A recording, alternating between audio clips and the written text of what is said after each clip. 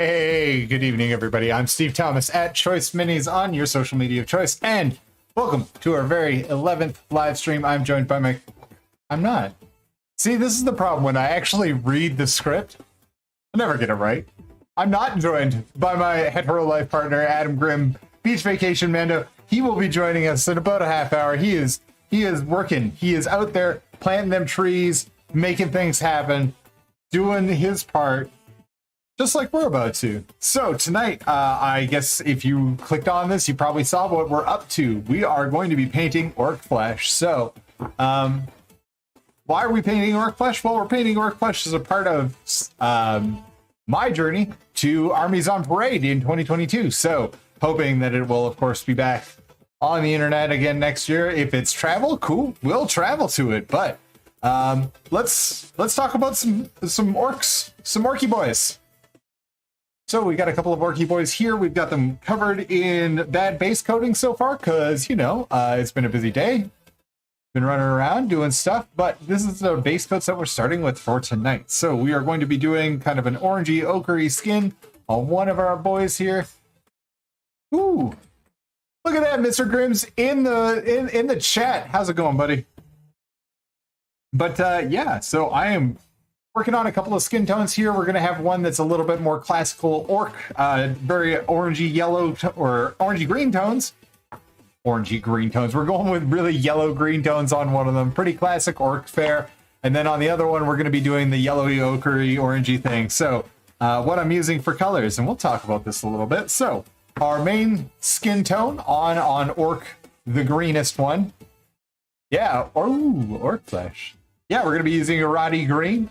Scale color 70, scale color from scale 75, scale color Roddy green SC43. We're going to be using for shadows on this guy some violet, and then we're also going to be incorporating for these guys, it's going to be our abyssal blue as our darkest shadow color. So this is going to be transitioning down, and then we'll get to abyssal blue, and then our highlight color on those guys is going to be fall green. This is our yellowy green color. I really love this color, so I'm excited to get into that, and then we'll talk about our orangish, ochreish skin tones. So we're going to be using Mars Orange as our main color on that guy. That's Mars Orange, SC39. We're going to be using as a highlight Golden Skin Tone, SC19. And we're going to be using our Cantabric Blue, 53, SC53 as our mid to low shadows. And then again, we're using Abyssal Blue and White Sands as our highlights. These are our Orkland Raidaz, so they have those as universal highlight and shadow colors.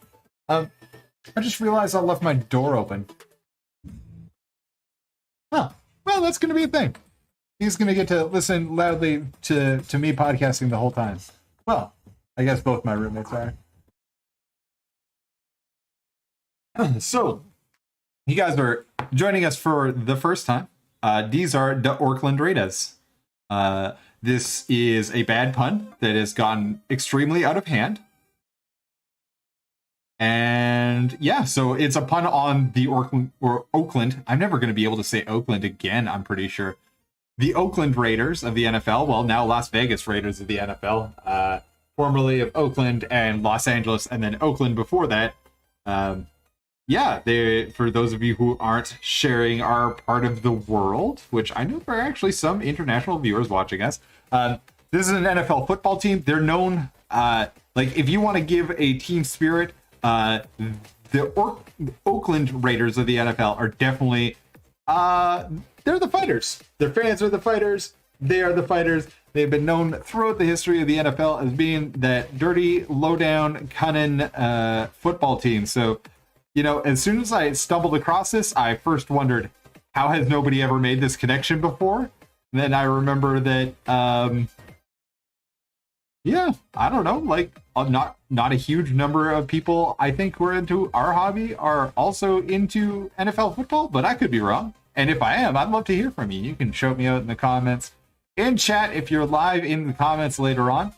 I gotta say, I really do love getting comments because it like lights up my phone. Chat's great, but like, man, when you get comments on YouTube, it is a thing. My phone went through a whole production. I don't know if it was just so happy that somebody commented on a video, or if it was just, I don't really know, but I really appreciate you guys leaving comments on the video if you've got something to say, and even if you don't, just to say hello.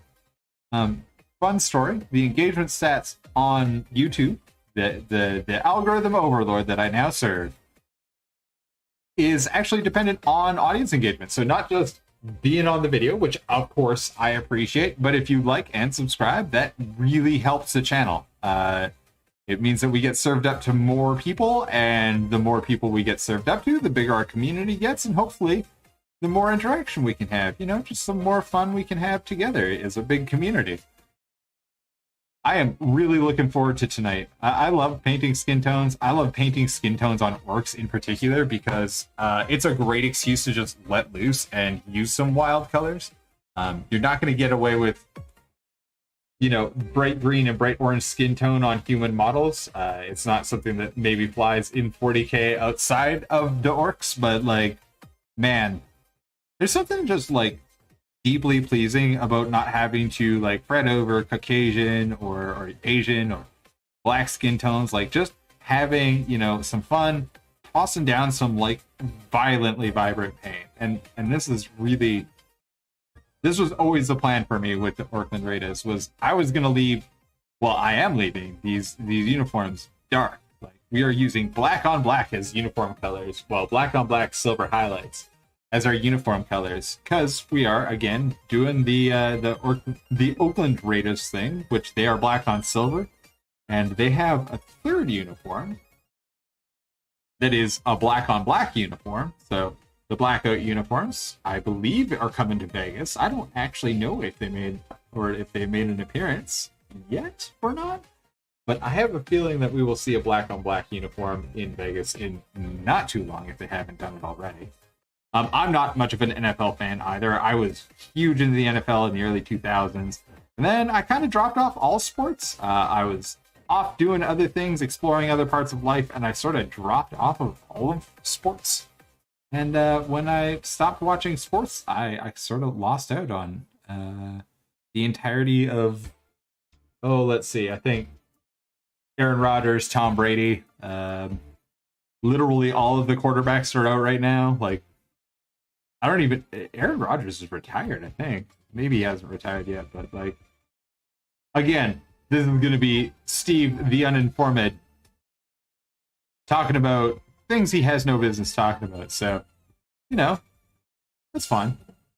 But I wanted to cut loose with these models, with the skin tone in particular on these models, because the uniforms themselves are not where our points of interest are, so we're going to get our interest really by by blowing out skin tones. So I am excited for this. I want to just, so you can see with this Arati green, and I'm going to talk a little bit about scale color right now. I did not mix this enough. Scale color is phenomenal colors. I really do love the range of colors that comes in the scale colors kit. There is the fantasy line as well, which at some point I'm probably going to add to my arsenal just because it does fill in a couple of the gaps that I don't feel are well covered in the actual scale color base set itself. So look out for that to come someday, but I am overall really happy with these paints. Like, do not get the next part of what I'm about to say twisted. But they are particular in their handling.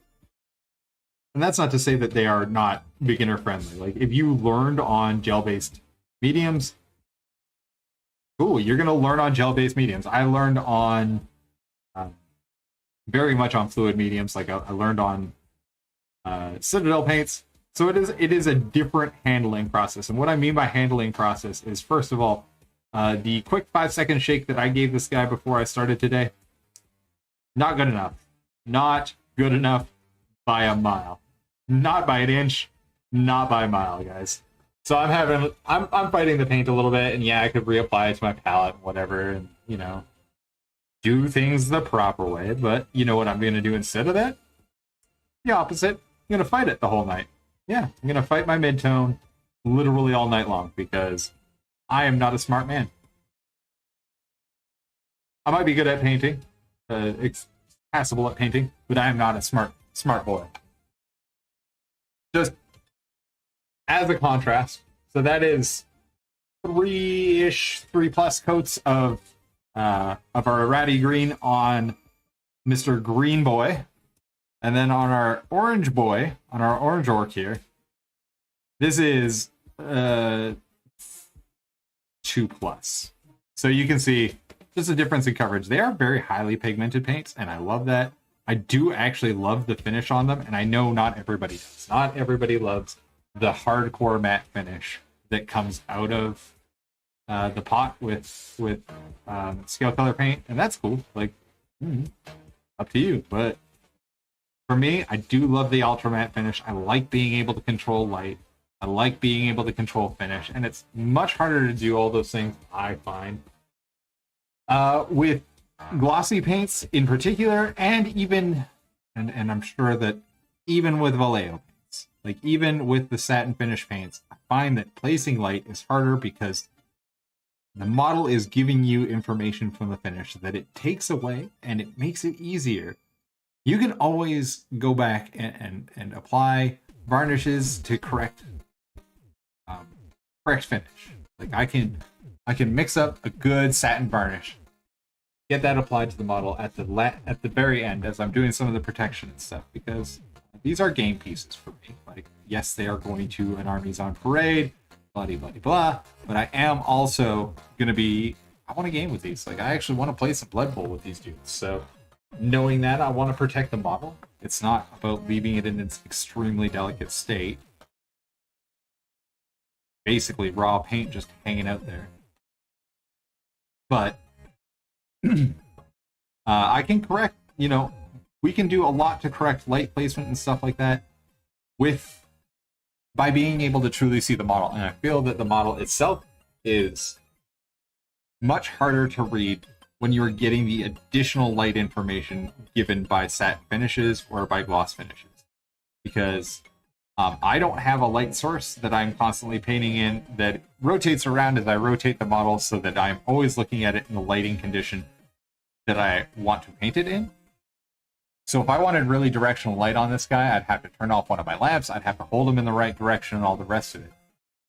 I'm never going to paint like that. I'm going to paint full brightness on 2 lamps through minor diffusion so that I can see what I'm actually doing here.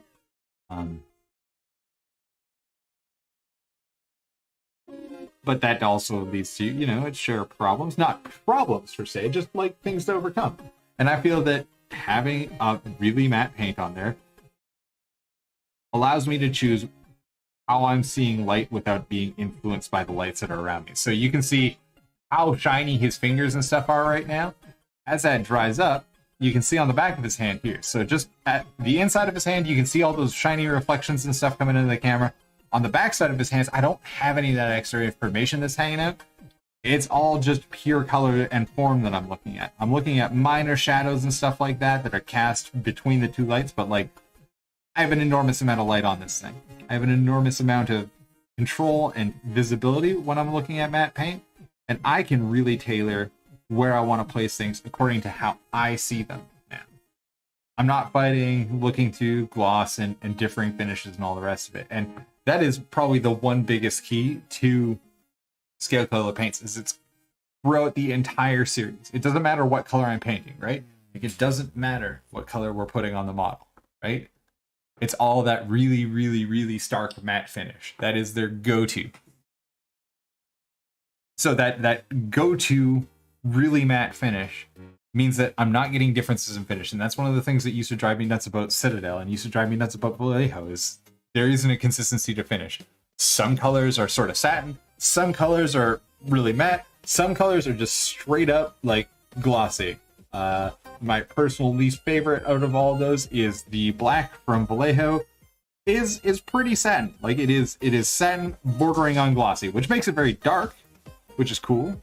But it also means that it is reflective in a weird way. Like, it's not reflective like a gloss black would be, but it is reflective differently than all of the rest of their paint. And that makes the shadows read weird to me, or anything that's painted black really read weird to me. So I don't know. Not trying to go off on Vallejo paint. They have a ton of really beautiful colors. And if there is, a set that I would say, hey, if you're an absolute beginner, go out and get Vallejo paints, man. If you have access to Vallejo and Citadel like I did when I first started up in the hobby, start with Vallejo. Don't fall down Citadel's well. Don't go there. It's not that they're a bad painting company, it's that the pots are so bad. It's that the pots are so bad. You're going to waste half the paint in every pot because the pots are just the worst and they refuse to do the one thing that would make them better. Put them in dropper bottles. Put them in dropper bottles. Put them in dropper bottles.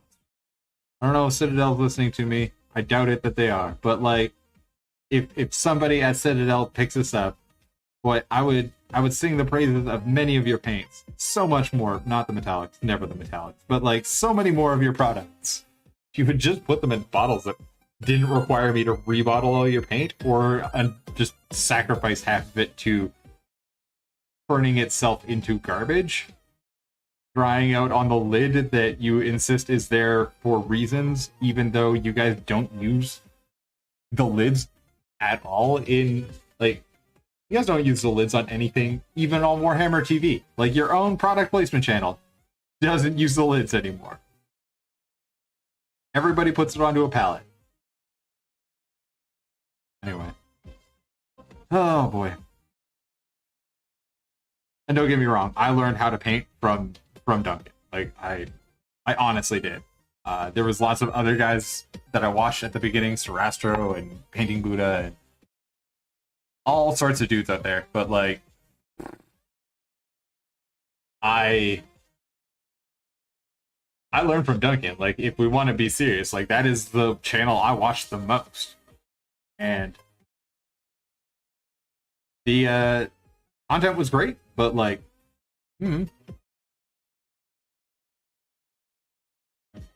what do you recognize, Adam? Sorry, I'm just catching up with chat here for a second. What do you recognize?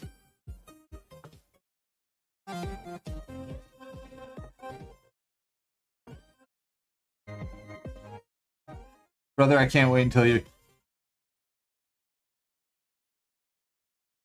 Is the music a weird 8-bit song? Yeah, we're listening to chiptunes tonight. I wanted something a little bit more upbeat than last week.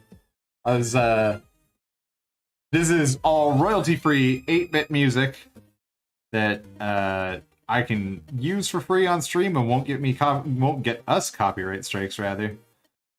Because a lot of music on the internet, even though it says it's royalty free, still gets you copyright infringement.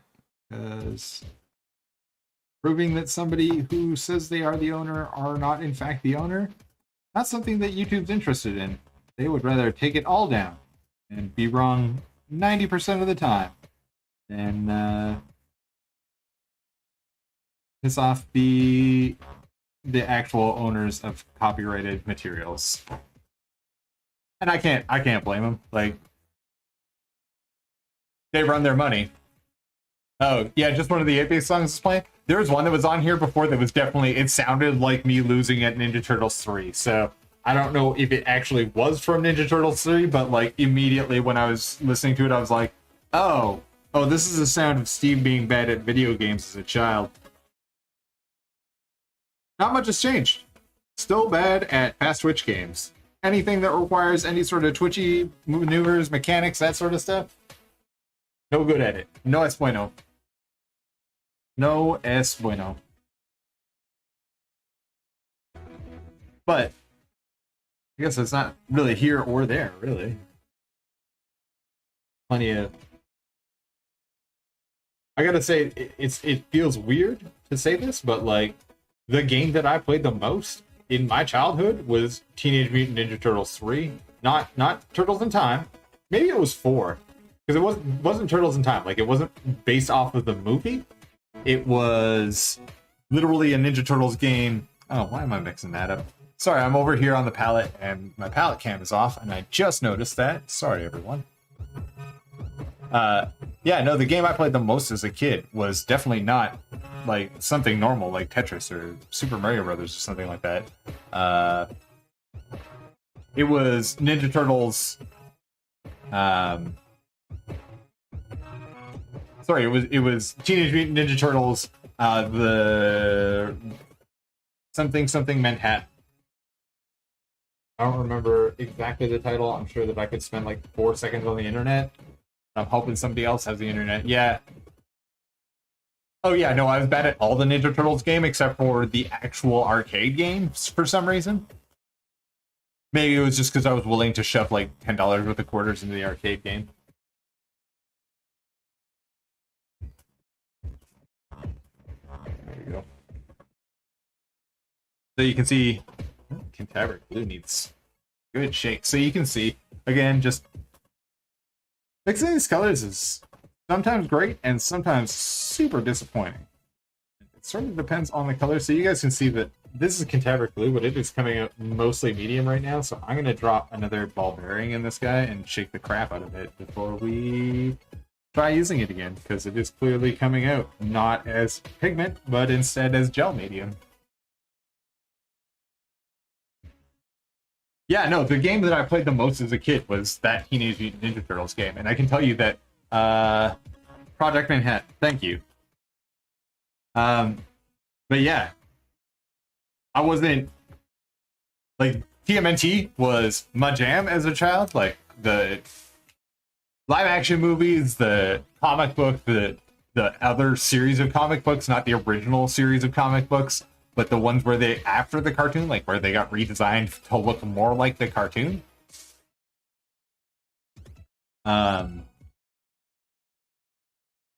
see. I mean, I did read the original cartoon as well, like the black and white cartoon, or black and white comic book cartoon. There we go. That's an actual color now. But yeah, the black and white comic book by, and I can't remember their names right now, but it was the two guys who actually invented TMNT and managed to retain the rights all the way through to, like, I think it was a couple of years ago when they finally gave up the rights to it.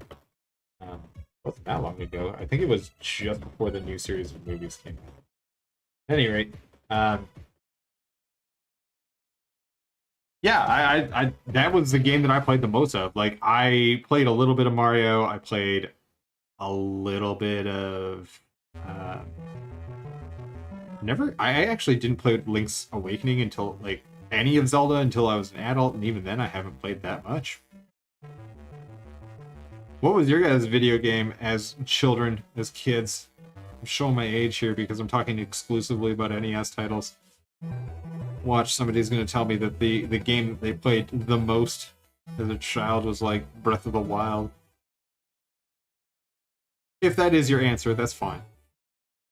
jealous of your youngness and the fact that I will invariably be completely superfluous by the time.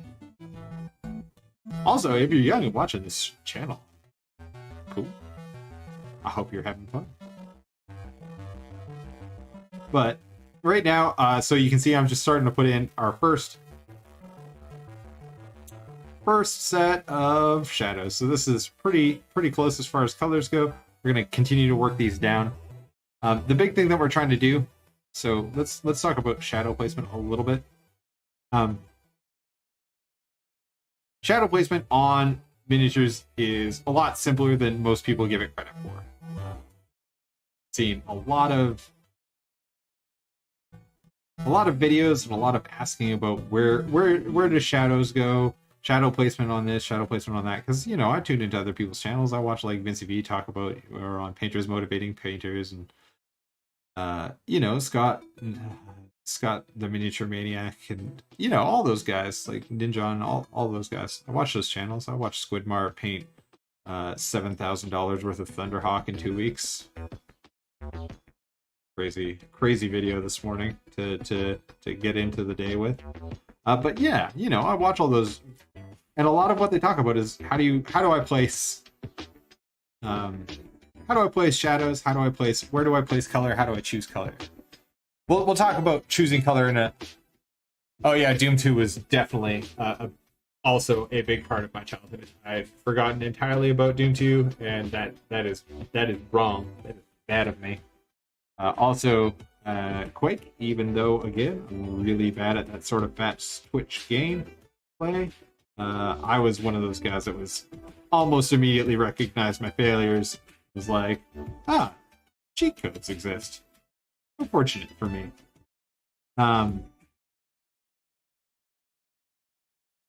But, so the best way to place highlights and shadows is to simplify shapes. Right? There is a lot of detail on this dude. There's a lot of musculature. There's a lot of just stuff going on. But the cool part about this dude and all of our works is that they are also made of very simple shapes. Because even though they are weird space mushrooms or something else, I assume in Age of Sigmar lore, I still haven't looked at it. They are also made out of a series of very simple shapes. And that is the thing that we first go after, is making sure that those very simple shapes remain intact. So this is what's called volumetric highlighting or volumetric shading. There's plenty of different terms for it, but it all comes down to the same business. So we look at an object. So let's take this guy's coconut. His head is egg-shaped, right? Eggs. Gotta get through. Oh yeah, you gotta get into Eternal, man. I am not good at those sorts of games, but I envy people who can actually play them, because I am bad enough to know that I love watching other people play. Like that is how I enjoy Doom 2016, Doom Eternal. But what we're doing, okay, so let's talk about this guy's melon. This guy's head, the big old egg shape. If I can get it into the camera here. So it's a big old egg shape. And eggs, I don't know if you know this, they're just weird squash cylinders or weird squash spheres. Spheres, pretty easy. We put a circle of light on the top somewhere. We put a circle or a darker circle of light somewhere on the bottom. And then in between, it's just shaded down. Gradually gradient top to bottom.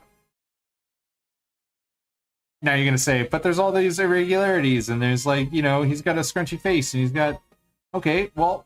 Let's deal with the circle first. Like, let's deal with the egg shape first.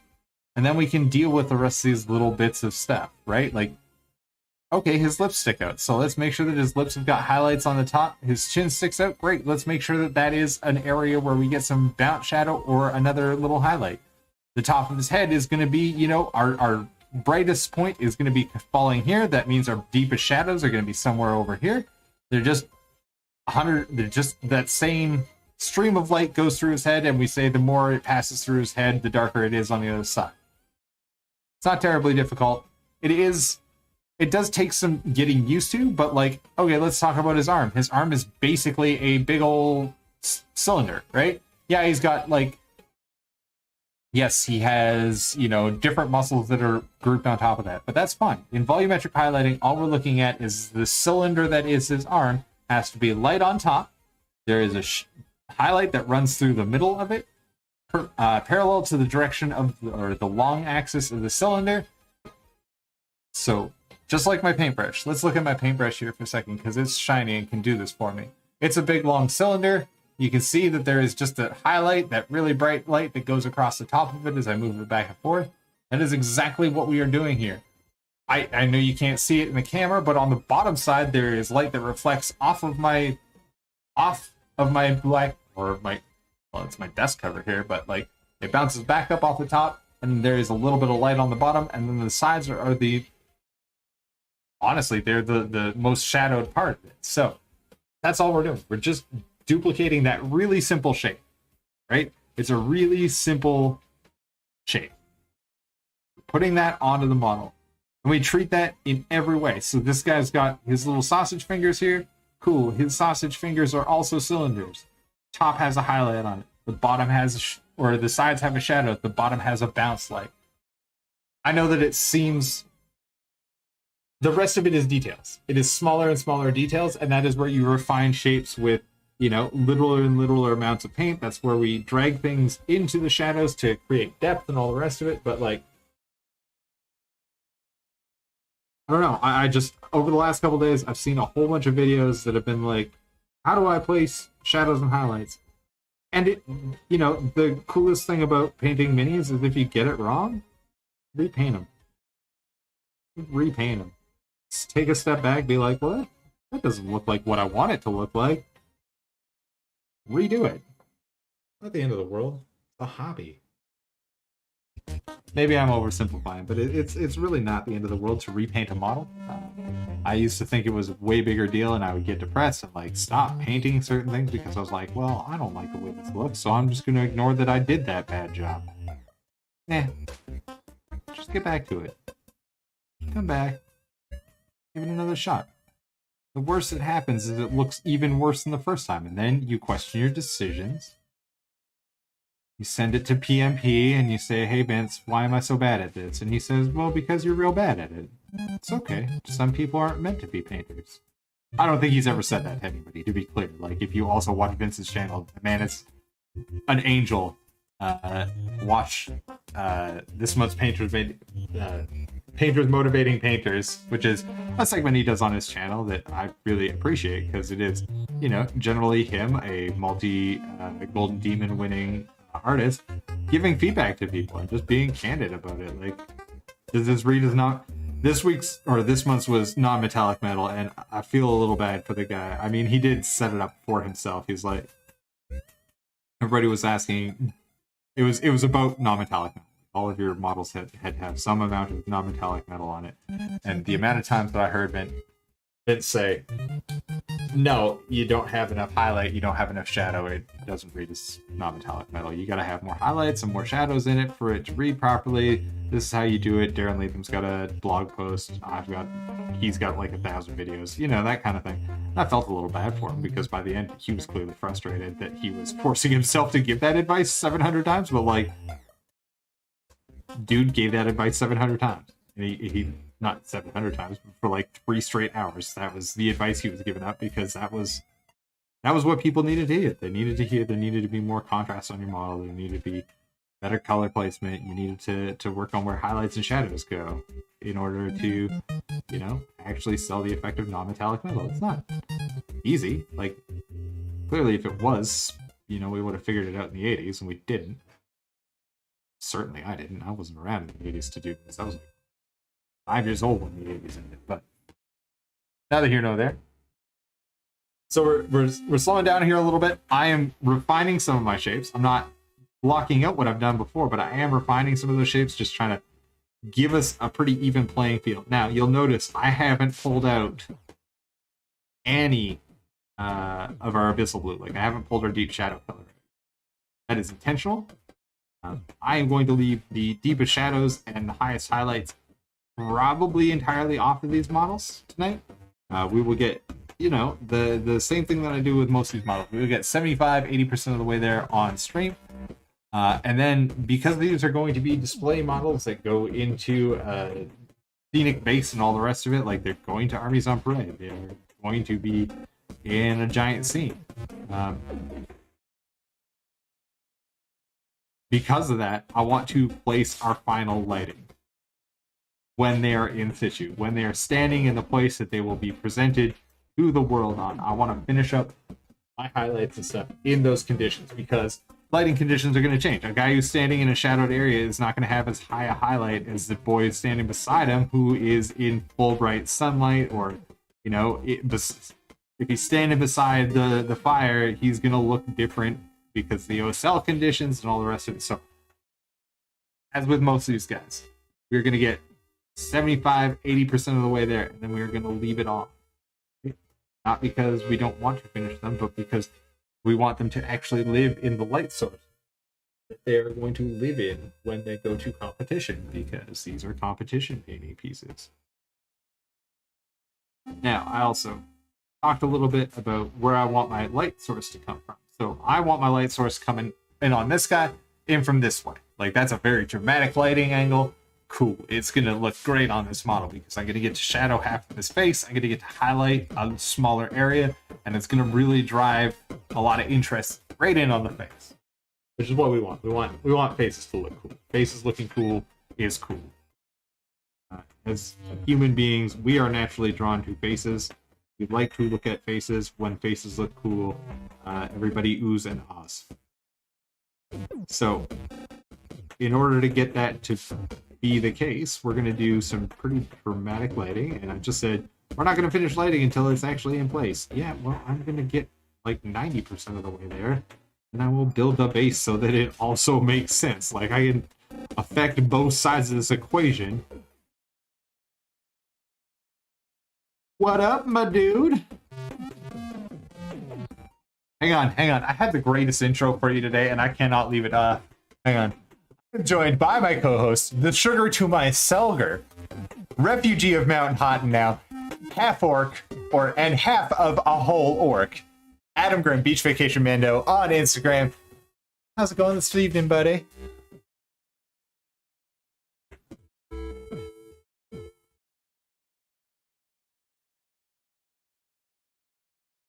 Ooh, machine use.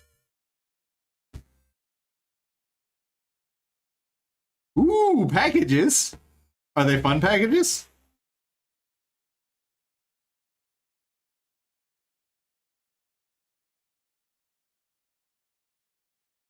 Are you watching from the beginning?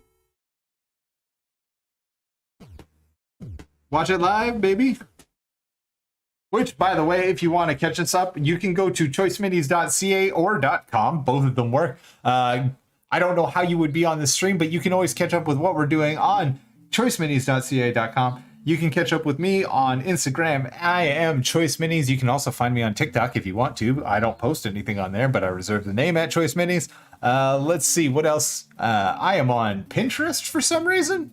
I didn't know that people could be on Pinterest, but I am on Pinterest. choiceminis, rather, is on Pinterest as a company. I didn't even know that was a thing you could do until I was doing it. So that's new. At least new to me, I guess.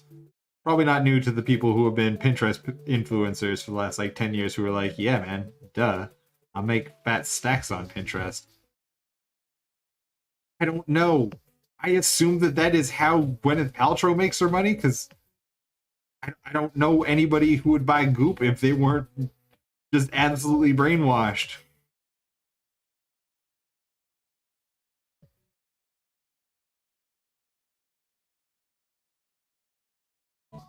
Yeah, man.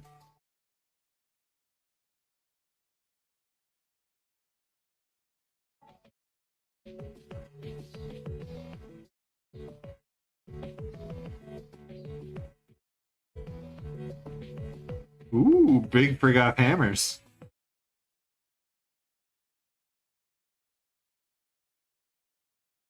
Swords seem very Halo to me. Maybe I'm not being fair.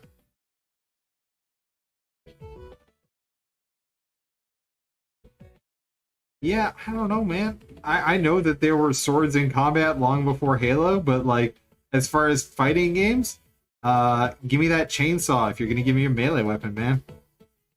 And I know that that's Doom and not Wolfenstein. I get it, or yeah, we're talking Doom. We're talking Doom Eternal. So yeah, it should be the chainsaw. Yeah.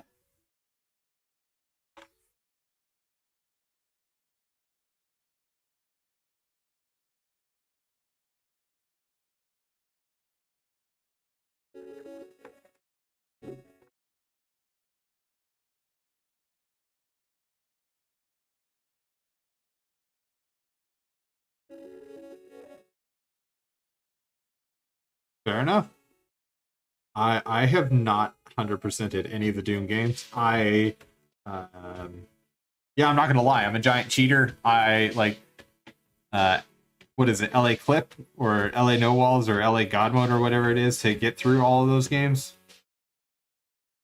There we go. ID Clip is the wall clips. Yep. Infinite ammo. Oh, is it just more ammo? Yeah, that's what I was thinking. Because those are all software programmers, period, leave that stuff inside of games for testing because they don't want to have to load up a game and go and find, whatever. So just like level skips and stuff, like the passwords used to be in old 16-bit era games. All that stuff is for game testers so that they can actually go through and just like go to the place that they need to test so they don't have to go all the way through. Fun story with Doom, it wasn't actually supposed to ship with that enacted still. It was supposed to be disabled, but the developers just never took it out. Like, it was one of those, like, before this ships, make sure we do this. Oops. So, yep. Same with the, like, Konami code and stuff like that. That was all stuff for QA testing. That just artifacts get left in the game. Because ain't nobody got time to play 4 hours worth of games so that they can go and test the, like, one thing that they have done an update on the build on. So, yeah. Ain't nobody got time for that. Old weird legacies of small dev teams back when a AAA game was still only made by like 20 guys. Not like now. Now we have a very different pipeline.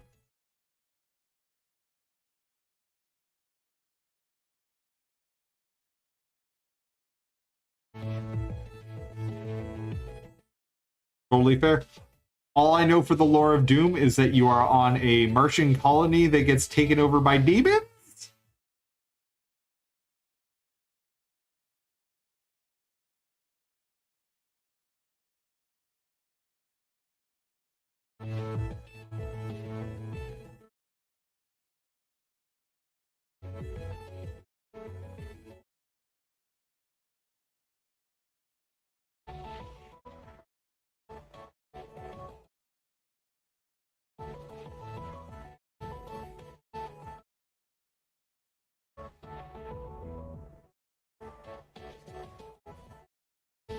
I guess. I mean, they could have just made them all into, like, relatively scary looking clowns.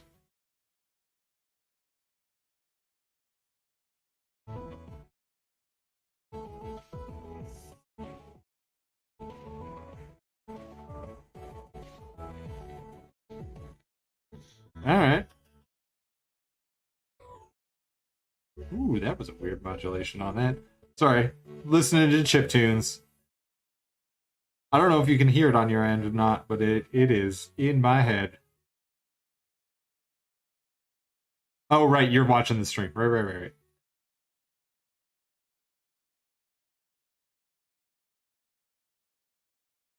Fair enough. I just want to make sure that I'm not talking to myself right now and that everybody can hear you on stream, which they can't. Now they can. Hey, everybody. Adam's here. Has been for a while, but I'm bad at this, so he wasn't actually on stream. Yeah, we've been talking about Doom for like 10 minutes now. Yep. The one thing I never really got into Quake because I was one of those like Doom elitists that was just like Quake is a Doom ripoff. Everything was a Doom clone, man. Everything. It was. I mean, I You know also why played everything was a hell Doom out of clone? Because Doom gave away the ID Software gave away the source code for Doom. Like Yeah, it wasn't even that it got hacked. They just like let people have it. They were like, "Oh, you want it? Here you go." Well, that's Have a 'cause it was level also, editor. it was back in the day, like when you'd go to the dollar store and pay $5 and get a shareware floppy disk of like 20 games, or if you got and like that was it. Like it was just floppy disk. It was the best stuff ever. I missed shareware games. Phone this number and give us more cash, and we will give you the rest of the levels of Castle Wolfenstein. Back before Castle Wolfenstein actually, like, it wasn't even BJ Blazkowicz really in the first one. It sort of was, but like that's a retcon from the future. No, he wasn't in Castle Wolfenstein. It was BJ Blazkowicz. Okay, but he's never identified anywhere in the actual like game manual or anywhere in the like game, because the only thing that they said was Achtung and Ach God. He was identified in the manual. Really? Yeah, it mentions his name like once, and that's it. Yeah. It's just kind of like it like outlines like how you got basically into this Nazi torture dungeon. And then it's like BJ Blazkowicz was captured in like an airborne assault, and that's all of his name that you get. That's it. All right. Well, and then I stand as corrected. the game got more, I only know like I've also the only Wolfenstein game I haven't beat is the newest one, which is the one where you're actually playing BJ Blazkowicz's daughters, like twin daughters. Are you sure we're not on BJ Blazkowicz the third's twin daughters? No, it's still the original BJ Blazkowicz. All right. He's just really old, and it takes place in like the 80s. Yeah, because he was like, we are well into the future now of, well, it's fair to say this. So it's Nazis that occupy, well, it's Nazi occupied Europe for the most part, isn't it? I don't know. I haven't played the game. So. I haven't played anything since the first one. Let's be serious here. My knowledge of this is yet again another edition of Steve talks about things he probably shouldn't because he has literally no understanding.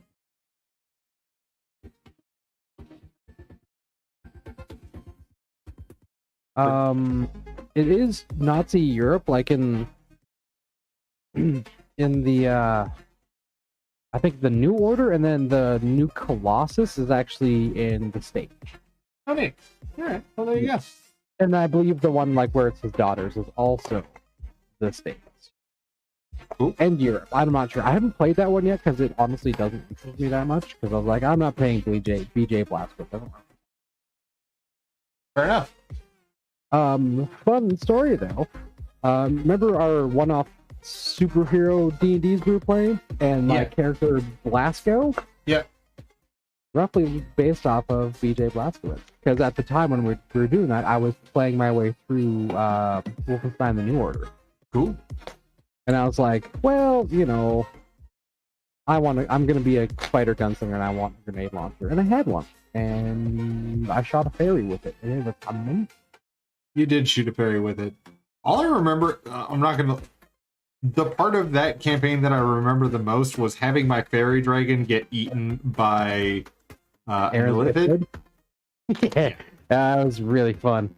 That was amazing. Like, don't get me wrong, I am so happy that it happened, but also, I love fairy dragons, and I'm sad that it lasted all of like 4 seconds before it got eaten and all of its memories devoured. You guys are like, that thing seems shady. We should probably figure out what its plan is. Hey, did you know I can gain people's memories by eating them? Nom nom nom nom nom nom nom. Was it shady? Nope, not at all. Was it shady? Well, it wasn't telling us everything, but like it was probably pretty okay. Like it was just trying to be a little tricksy. Also, its gold is stored over there, so we could go steal that. Yeah, I think I played an Aesir Gunfu monk in that one. Because I was like, you know what? I'm going to John Wick the hell out of this. And I didn't. I think I shot a couple fairies with my handguns and did some gun foolery. And that was about it. Wasn't there one where you guys beat up an entire pack of the Ninja Turtles as orcs? I feel like you were a part of that one. Maybe you weren't. I don't think I was. I don't remember ever playing an orc. No, you guys were the orcs. I had you guys facing off against, literally, I had planned them as, like, the original Ninja Turtles. So, like, 4 orcs, you know, 1 in purple, 1 in red, 1 in blue, 1 in orange. Whether or not that ever came across to you guys as players, that was definitely what was going on in my mind. Yeah, I wasn't there for that one. I would have remembered that and got that immediately. Fair enough. Because I'm also a child of the late 80s and early 90s and loved everything Ninja Turtles. I still kind of wish I had my battle band. I'm sad I never got a Technodrome as a child, and now I can't justify spending the money that it is for one on eBay to buy one. So Yeah, a guy I work with, I will forever be Technodrome-less. bought the $800 30-inch diameter Unicron because he's obsessed with Transformers. That seems unnecessary, but again, I mean, cool. he has. If it brings him joy, why not? It's all like I've seen his pictures of his collection. Like he has an entire room in his apartment that is just Transformers. I mean, I have what you could argue is an entire room dedicated to like NAs, so I can see that happening. I can see people putting their money You have over an their entire mouths on room that one. dedicated to mayonnaise. Minis. Minis. I heard mayonnaise. That's fair. I mean, I'm not that into mayonnaise. Like, I don't think I could fill an entire room with mayonnaise. Aside from everything else, that sounds like how you get ants, man. I mean, since you do live with a saucitarian, Yeah, V is pretty into sauce, but I'm not sure that she would just allow me to dedicate an entire room to mayonnaise. Like, that's just one sauce. Now, if we could have many sauces or horseradishes, if it was storing a variety of different horseradishes, I might be able to get away with it. But again, not really. That sounds like how you get ants. or like variations on ranch. I don't think I could get away with ranch. I think it would really have to, if I was trying to dedicate an entire room to a condiment, a single condiment, I think I would have to go with horseradish in order to get it done. Again, I don't know why I would be doing this. I do not want this to happen. Let's I'm not not put gonna this lie, out into the universe, because it'll end up happening on me, and then I will have an entire room dedicated for some reason to condiments. I mean, our fridge is already basically just condiments. This is true. I've seen your fridge. I mean, not recently, but last time I saw it, it was mostly condiments. Yeah, which is fine. But there's nothing wrong with having sauce for everything. But like, And like multiples of said sauces. they're not normally multiples of the same thing. It's normally just we have, I want to say 5, but it could be 7 different types of horseradish. I mean, as a fan of horseradish, I can understand that. That's, yeah, totally fair. I mean, I'm just saying, like, I think I own 3 different types of soy sauce or soy-ish sauce, because, no, it might be 4. Because light soy, dark soy, homemade, oh boy, what's it called? The stuff that I put in the bottom of ramen that is delicious, that has kombu and dried shrimp in it. I mean, it doesn't anymore. It did when it got brewed. Tare, there we go, tare. And let's see what else. Light soy, dark soy, and shoyu. Oh. Tare and shoyu. Because, you gotta have, listen man, if I'm gonna make ramen for consumption inside of my own house, which I do like to do, I'm gonna make it good. I want to really go all out. So in order to do that, you got to do all sorts of things. But you know what else you got to do? You got to do the news. Yeah, let's say you gotta do the news.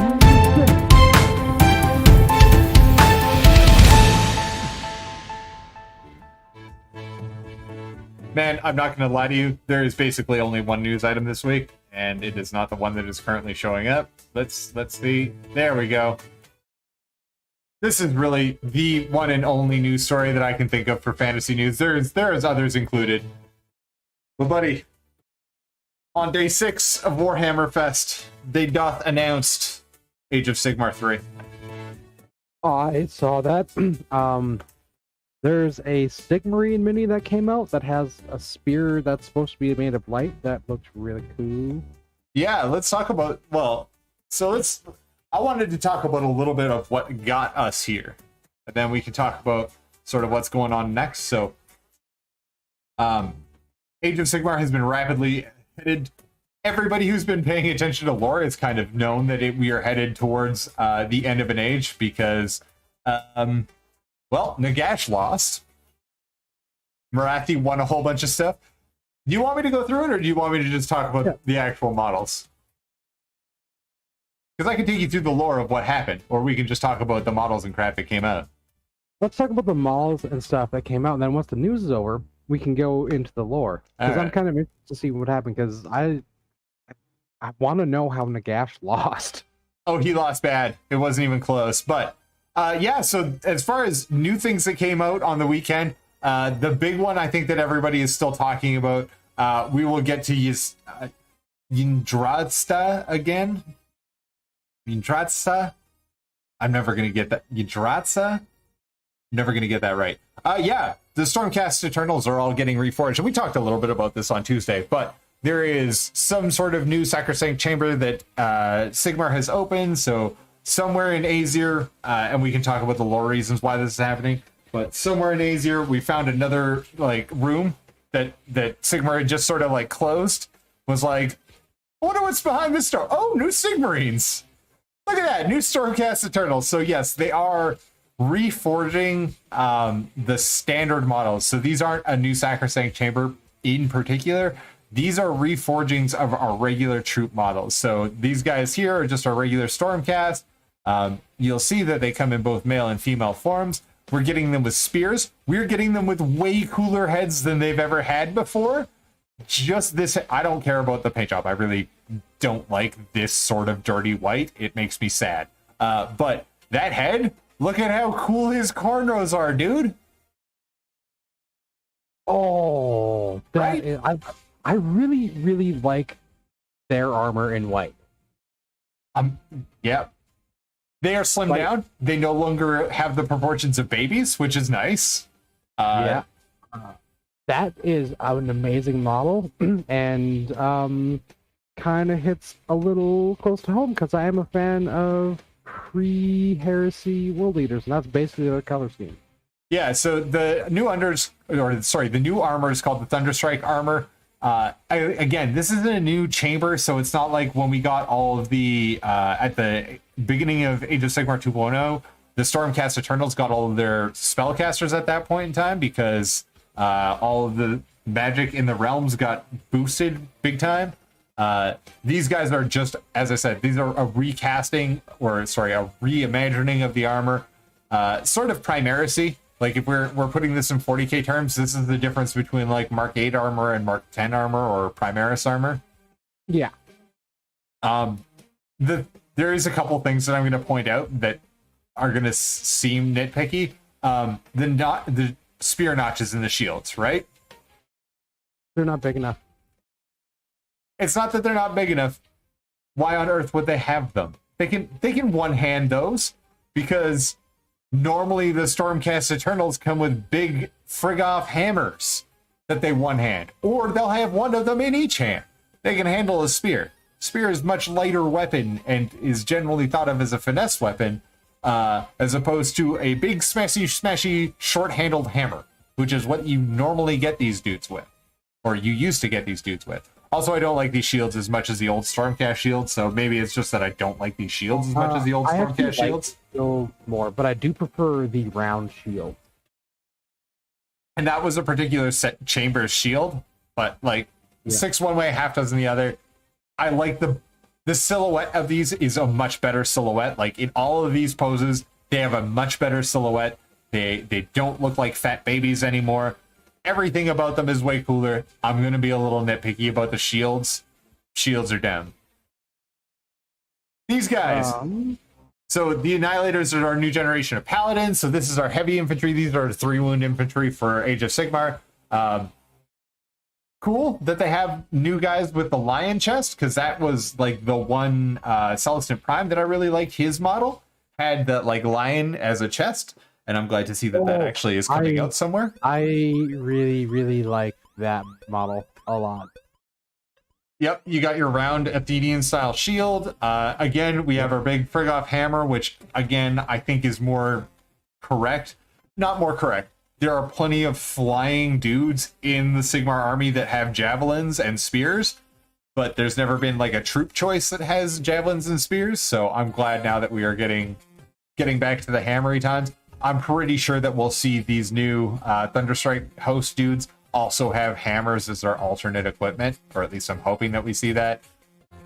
These are also going to be the replacement for, what are they now, the Paladins? Nope.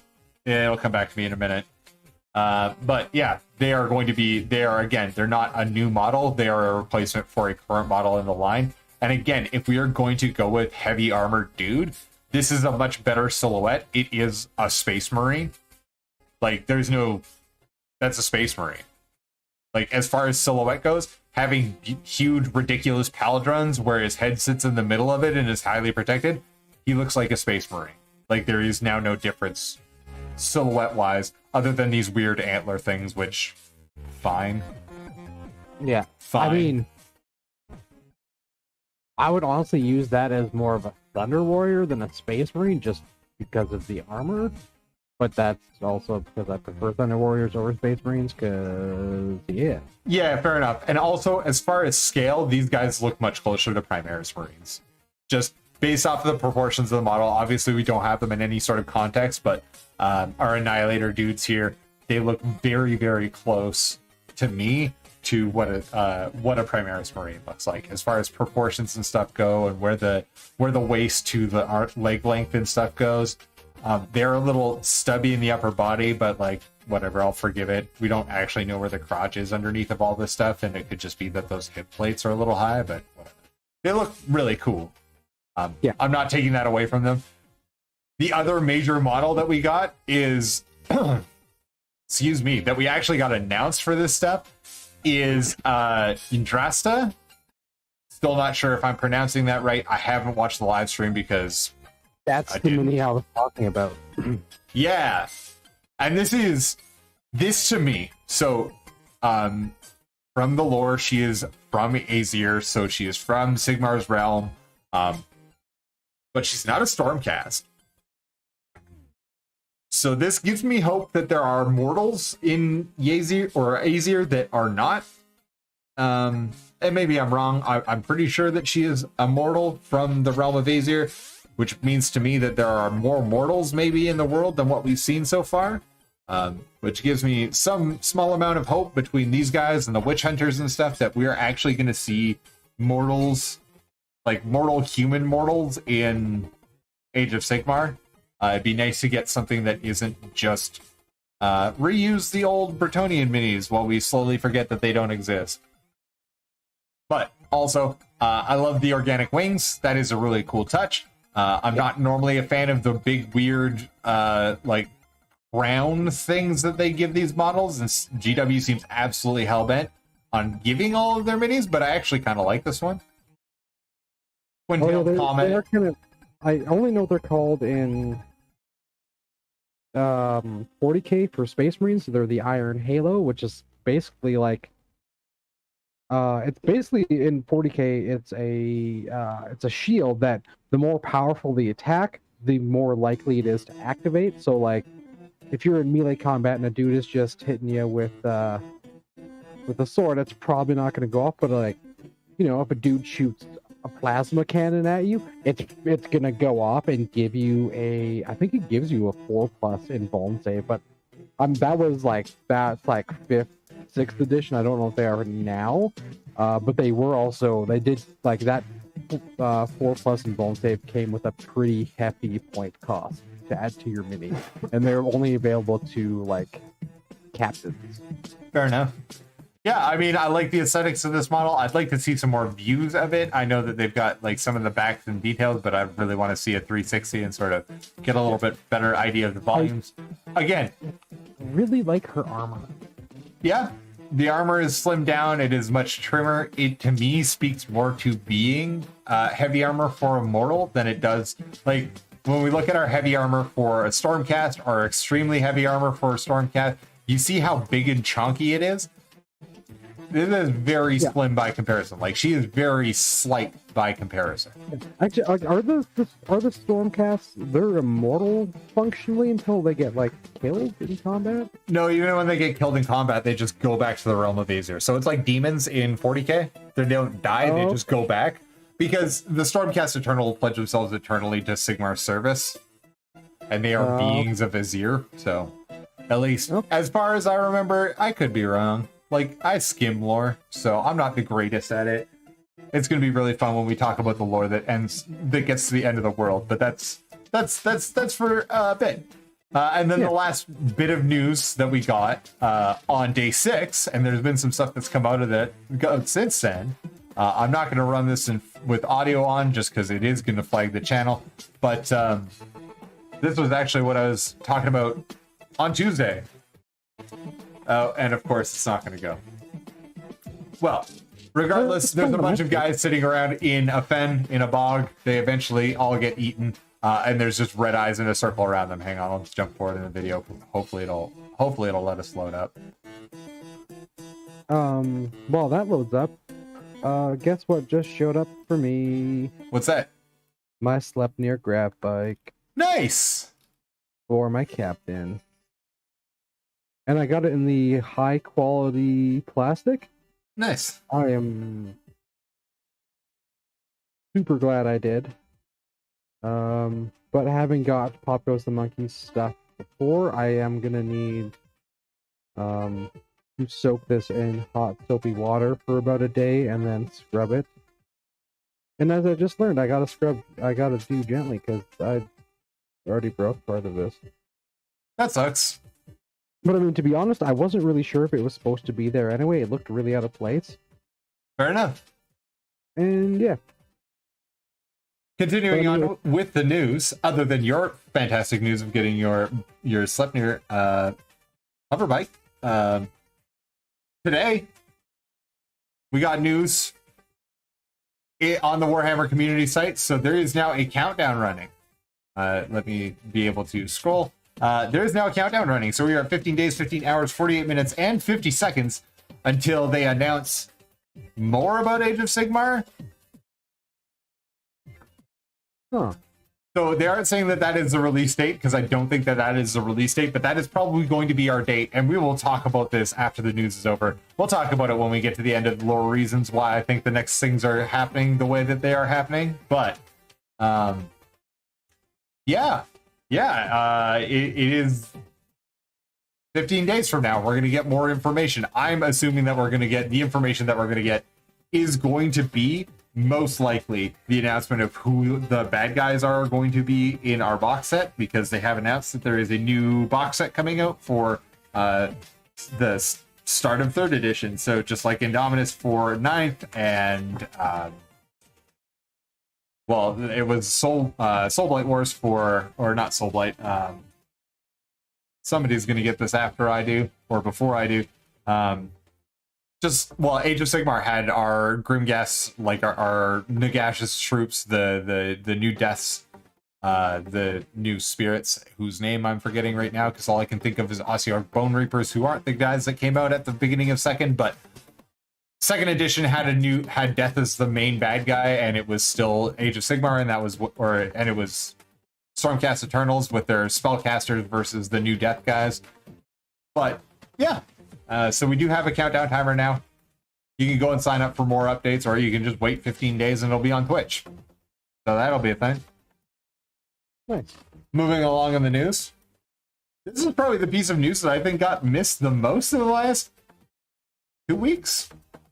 It's basically 2 weeks. It came out on the 6th of May, so a week ago, in the middle of Warhammer Fest. Citadel announced a whole bunch of new brushes. Now, they say paint like a pro, and I'm going to be straight up. You're not going to paint like a pro with these, but they're synthetic brushes. So they're coming out with their new line of STC sorry.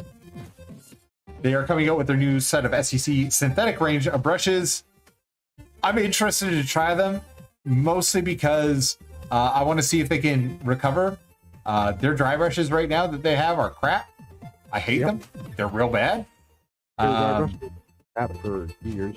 Yeah, I mean, and they've gone through 2 redesigns and not really gotten the point of a dry brush. Especially weird since they recommend dry brushing all the time, and the brushes are bad at it. Like, objectively, they are bad at it. If you want good dry brushes, go and order the ones from Artist Opus. But I also like having synthetic brushes around because they're crap brushes that I can treat badly, and I can put oil paint on them and white spirits, and I don't have to care about them. So as long as they are in the realm of like reasonably priced, and I can get them at my friendly local gaming store. Shout out to Sentry Box. I finally got to go back for the first time in 6 months. It has been 6 months since I went to Sentry Box. I went there this afternoon to pick up our game for Saturday. Okay, which one did we all end up voting for? We're gonna play 2. We'll talk about that in a bit, but yeah, okay. As long as these are reasonably priced, cool. I don't care. I'll give them a shot. Like, I'll go and pick up some and see how they are. If they are, for some reason, double the price of their regular brushes, or regular black synthetic ones, there is a 0% chance I will buy them. But, like, if they're in the realm, like, the tip size and all the rest of it looks reasonable. I'm not a huge fan of white brushes, but, like, whatever, I'll get over it. If they are reasonably priced and they are halfway decent, we'll test them out here on the stream one night. We'll test them out and see how they do. I do not expect that these are pro brushes. I do not expect in any way that these are a replacement for, you know, I happen to like my Winsor Newton Series 7s.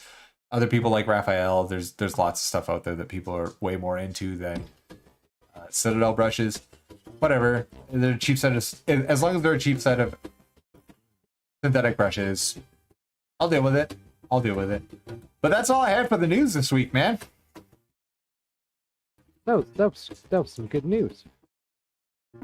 Yeah, I'm excited for the end of an age, really, in Age of Sigmar. I'm excited to see what exactly we get out of it. But you asked what happened, right? So yeah, you mentioned it here that beat Nagash that I know we've talked about, but I don't remember who it is. Okay, so the Soul Wars started, that was the start of 2nd edition with the Necroquake, and that was how Nagash got all of his new troopers out into the world. And Dev basically started winning, like, pretty hardcore. Nagash had his, like, 4 new generals, including the Ossiarch Bone Reapers, which are their, like, sort of replacement for the Tomb Kings. Were those, like, the beefy skeleton guys? Those are our beefy Skelebros, yes. Oh, the Skelebros. Yeah, so the beefy Skelebros and all the rest of it, and they finally pushed into where the elves live, essentially. I could start using proper realm names, but it's going to be meaningless to use, so I'm going to use, like, easier terms to think about it in. They made a push, like a big push, and made it all the way to where the elves lived, and even with the Lumineth Realm Lords, which is our new, like, high elf dudes, you've seen those guys, right? Like, with their cow mount or mountain cows or whatever they're called, and their new kangaroos and whatnot. These are the ones that are always painted white on, like, white and blue on citadels, on, like, Warhammer Community. Those dudes showed up, and even they were losing to Nagash and his beautiful troop of dudes because Marathi, the, like, snake lady who was really mad at all the rest of the elves because she spent forever trying to get souls back from Slanesh, and she was like, where the heck were the rest of you? And they were like, you know what? We were kind of busy. She was like, busy? Not saving the souls of your captured brothers and sisters, eh? Good work, elves. And the elves were all like, we're kind of shamed. And she was like, yeah, I'm here with Nagash to, like, take butt and take names. And they did.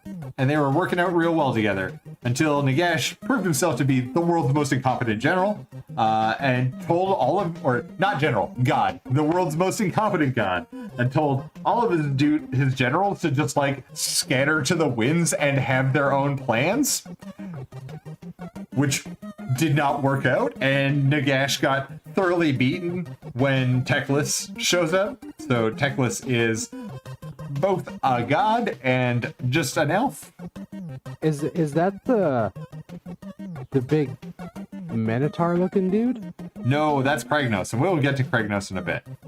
But Teclis is the best spellcaster in all of Age of Sigmar. Like, he is the magic superboy of the elves and of everyone. So he shows up and just out magics Nagash, because Nagash is pretty sweet, but he's nothing compared to one half of the greatest set of Wonder Twins of all time. That is Teclis and Tyrion. Tyrion's the master of war. Teclis is the master of magics and like arcane knowledge. At any rate, Nagash faces off against now I can only remember Tyrion. Teclis. He faces off against Teclis. He has already mostly lost to Marathi and then super loses to Teclis and is like, peace, I'm out. And he's like, good. And then Lady Oleander, who is, do you know the like big banshee ghost lady that came out about halfway through Age of Sigmar 2? Not even halfway. She was actually pretty early because she was just after the Soul Wars started. At any rate, she's a giant ghost lady who sort of shows up, and she is off doing her own thing. And by doing her own thing, I mean she sort of teams up with Be'lakor, which is how Be'lakor comes back into things and why we got a new Be'lakor model. Her and Be'lakor team up and because Aesir, where Sigmar lives, is completely shut off from the rest of the realms. And the God Summoner and Lady Oleander and Be'lakor, if I remember, or some of Bellacor's dudes, all get together because they figure out a way to maybe get into Aesir. And so they're making an assault on one of the realm gates and trying to corrupt it so they can get into Aesir so that they can take over Aesir. And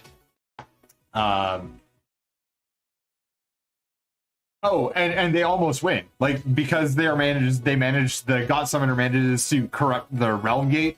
All of this Sigmarines, like all the Stormcast who are stuck on this side of the realm gate, like outside of Aesir, all get super powered down, and it looks like they're gonna win, right? And that is kind of where we leave off with them. So Oleander, Death, like she is part of the Grand Alliance of Death. Be'lakor, who's part of the Grand Alliance of Chaos, and then one of the God Summoners who is also a Chaos, like he is a ZG Chaos boy, are all working together, and they have managed to power down a bunch of Stormcast Eternals, right? And might breach into Aesir, Sigmar's home, right? Yeah. At the same time, in a different place, Old Croak shows up again, or wakes up, or is just alive enough.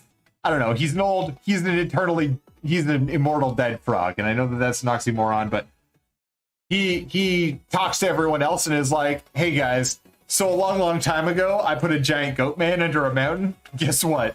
Everyone's like, what? He's like, it is not going well. Dude, there's a legitimate chance that he's gonna show up out of nowhere and we're just gonna get broken by him. And everyone's like, oh, that sounds bad. And he's like, yeah, it sounds bad, but it'll never. Oh my God, there it is. It's loose. Oh my God, it's loose. Oh no. Oh no. And that is Kragnos. So Kragnos is the novel that we're waiting on right now. So he is one of the destruction gods. So you have Gorka Morka or Gorkan Mork. And now we have Kragnos, who is now out free in the world. So he is the centaur-y looking dude that they just announced. He gets his book, I believe, this weekend. His book comes up. And then we have, I think, one more book after that to end off Broken Realms. So right now we are in Broken Realms, which is going to be the end of Age of Sigmar 2. Now we have some knowledge of what's happening. We know for certain that Kragnos needs some dudes, because I think it's. So here's the deal: we know that the world is ending, right? Like the end of the Age of Sigmar, the end of Age of Sigmar 2 is coming. We know that there is a new starter box coming. They have already announced, like, Games Workshop has already announced that the next age is going to be the Age of Destruction. So it will be the Age of Destruction, Age of Sigmar, Age of Destruction. We know that that is what is coming up next, right? Yeah. Knowing all of those things. Also knowing that we have new 40k orcs, the Beast Class Snagas coming. Or, sorry, Beast Snagas? Beast Snagas. Yeah. Beast. Yeah. Yeah. We know that these things are coming. We know that they're in the pipeline. We know that one of the Beast Snagas, specifically the Weird Boy, is also an Age of Sigmar model. Right? Yeah, actually, I'm not sure if he is, because I know he's a named character from old 40k orcs. There was one of the models where they definitely showed that they had, like, they were Squig Riders, and the Squig Riders came, and yeah, you're right. It wasn't the Weird Boy. It was the Squig Riders, where they showed them in both Age of Sigmar and 40k attire, right? Like they just sort of swapped out guns and stuff, and they were like, look, they're both good to go. Like, it's good to go for both. Now, if I'm Age of Sigmar, or if I'm Games Workshop, or I am a publicly traded company, I have had a lot of problems with manufacturing over the last, not just COVID. This hasn't just been a COVID issue. I like that people are giving Games Workshop the benefit of the doubt on that, and I'd love to give it to them too, but this hasn't just been a COVID issue. Games Workshop has had manufacturing issues for a long time. Like, we were a full year behind on releases at one point, and then COVID got worse. Like, we've been having manufacturing issues. They're a publicly traded company. They are most likely feeling a lot of pressure. How do you deal with manufacturing issues when you're feeling a lot of pressure to continue to produce a lot of money for your shareholders? You simplify the process, right? Yeah. So if I'm Games Workshop and I'm staring down, I need to make as much money next quarter when parts of the world, especially parts of the world who play a lot of, mini games, are going to be having possibly the horniest summer in all of history. People are going to be going outside. They're going to be seeing their friends and family. They have spent the last 2 years or year and a bit painting their minis. They want to go out now. And I am under the pressure to get it to produce. This is fair. I am 100% willing to bet right now that if it is not the launch antagonists for Age of Sigmar 3, that we will see those same Beast Sagas in some Age of Sigmar form announced alongside the release of Age of Sigmar 3. But I am 100% willing to put it on the line that the Beast Snagas, and whatever they are in Age of Sigmar form, because it won't be probably Beast Snagas, it'll be something like that, but it probably won't be exactly Beast Snagas, will also be, they will not only be announced for 40k, they will also be the Age of Sigmar launch antagonists. Yeah, more Uruk. Yeah, I don't think they'll be orcs, like they will be Iron Jaws, but it will be orcs of some sort. Yeah, they look like savage orcs more so than like normal orcs. Yeah, it's also not going to be greenskins because of the launch video that we didn't get to watch all of. The last thing that gets said in that video is a new breed of evil is coming. So to me, a new breed of evil doesn't necessarily speak to like a new type of evil, or as many people online want, bringing back the Fear Mirror, which cool. Don't get me wrong, those club-tailed devils are something that I would love to see come back to Age of Sigmar and 40k. I don't know if they ever actually were in 40k. I know for certain they were in Hero Quest because they were my favorite bad guy in Hero Quest. Them and the gargoyle. But it would not surprise me if they are one of the box sets to begin Age of Sigmar. And I say one of the box sets to begin Age of Sigmar. Because you know what else they've announced in the last, month? The vampires. Like, we have an entire set of, an entire army of vampires that are either going to release between now and Age of Sigmar 3, which it's roughly 8 weeks away before they announce Age of Sigmar 3. Before the actual, store shelf date for Age of Sigmar 3. It's roughly 8 weeks. That is how they announced 9th edition. That is how they announced 8th edition.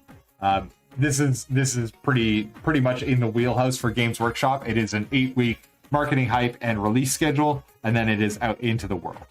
Even Indominus was 8 weeks from announcement to delivery. So I don't think that they would be starting up Age of Sigmar 3 if they didn't have 8 weeks before it's released upon the world.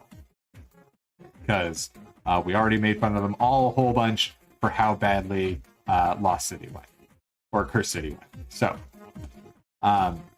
yeah, I think that we will see a second, if not like starter set, a second box set available that is also, and I'm hoping for this. There is not great evidence for it. This is more wild, unsupported theories. I think that we will also see a second, not necessarily starter set, but like launch set that is, and I'm hoping a human / witch hunter army versus our Soulblight Gravelords, the new vampire, Manfred's vampire army.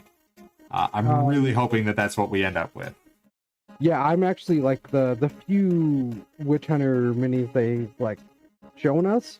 Yeah, I'm really stoked on how they look. Like they scream like 17th century witch hunters, like Puritan witch hunters. The weird like wide rim, tall Puritan hats. Yeah, they to me they are what I imagine the Inquisition to actually look like in 40k, as opposed to the Inquisitors that we've got so far. There is in, I think it was 6th edition when you could straight up run a witch hunter army in 40k with the actually you could run a straight up Inquisitor force, and that was the only like kind of lacking was the Xenos at the time, because again there wasn't a Death Watch box at the time.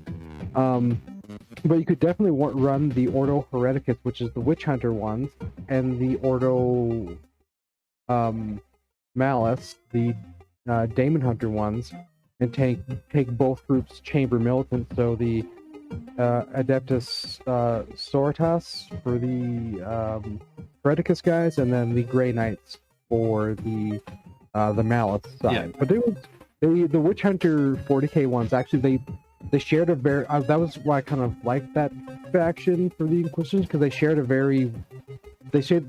like the same modeling aesthetic as like the old Hammer Witch Hunters and Inquisitors, and they kind of, I've seen really awesome symbol conversions of the Age of Sigmar Witch Hunters into 40k Inquisitors. Well, and that's the thing, is there aren't really witch hunters right now. Yeah. We are entering into a place where there is no with our vampire hunters, like not with our vampire hunters, with our vampires, with the Soulblight Gravelords, with Manfred's boys. We are sort of entering into a place where there's not a natural counter that comes out of any of Sigmar's armies. And by natural counter, I mean, like in the means of like Magic the Gathering, white and black and blue and I've never played Magic. Oh, okay. There are certain combinations that are just sort of natural counters to one another. Aaron was going to teach me, but then he moved on. That's fair. Moved in. Fair enough. I don't have any of my cards anymore because I gave them all to Aaron. But neither here nor there. Like Aaron? Yeah, like Aaron. I gave all my old Magic cards away to him because I was like, I do not want these anymore. I have been trucking them around the world for like a decade. Can somebody else take them? And Aaron was like, I'll take them. I was like, there is nothing in here that is worth anything. And he was like, that's fine. That is probably why Aaron wanted to teach me how to play Magic so bad. An overabundance of new cards for him. New to him cards.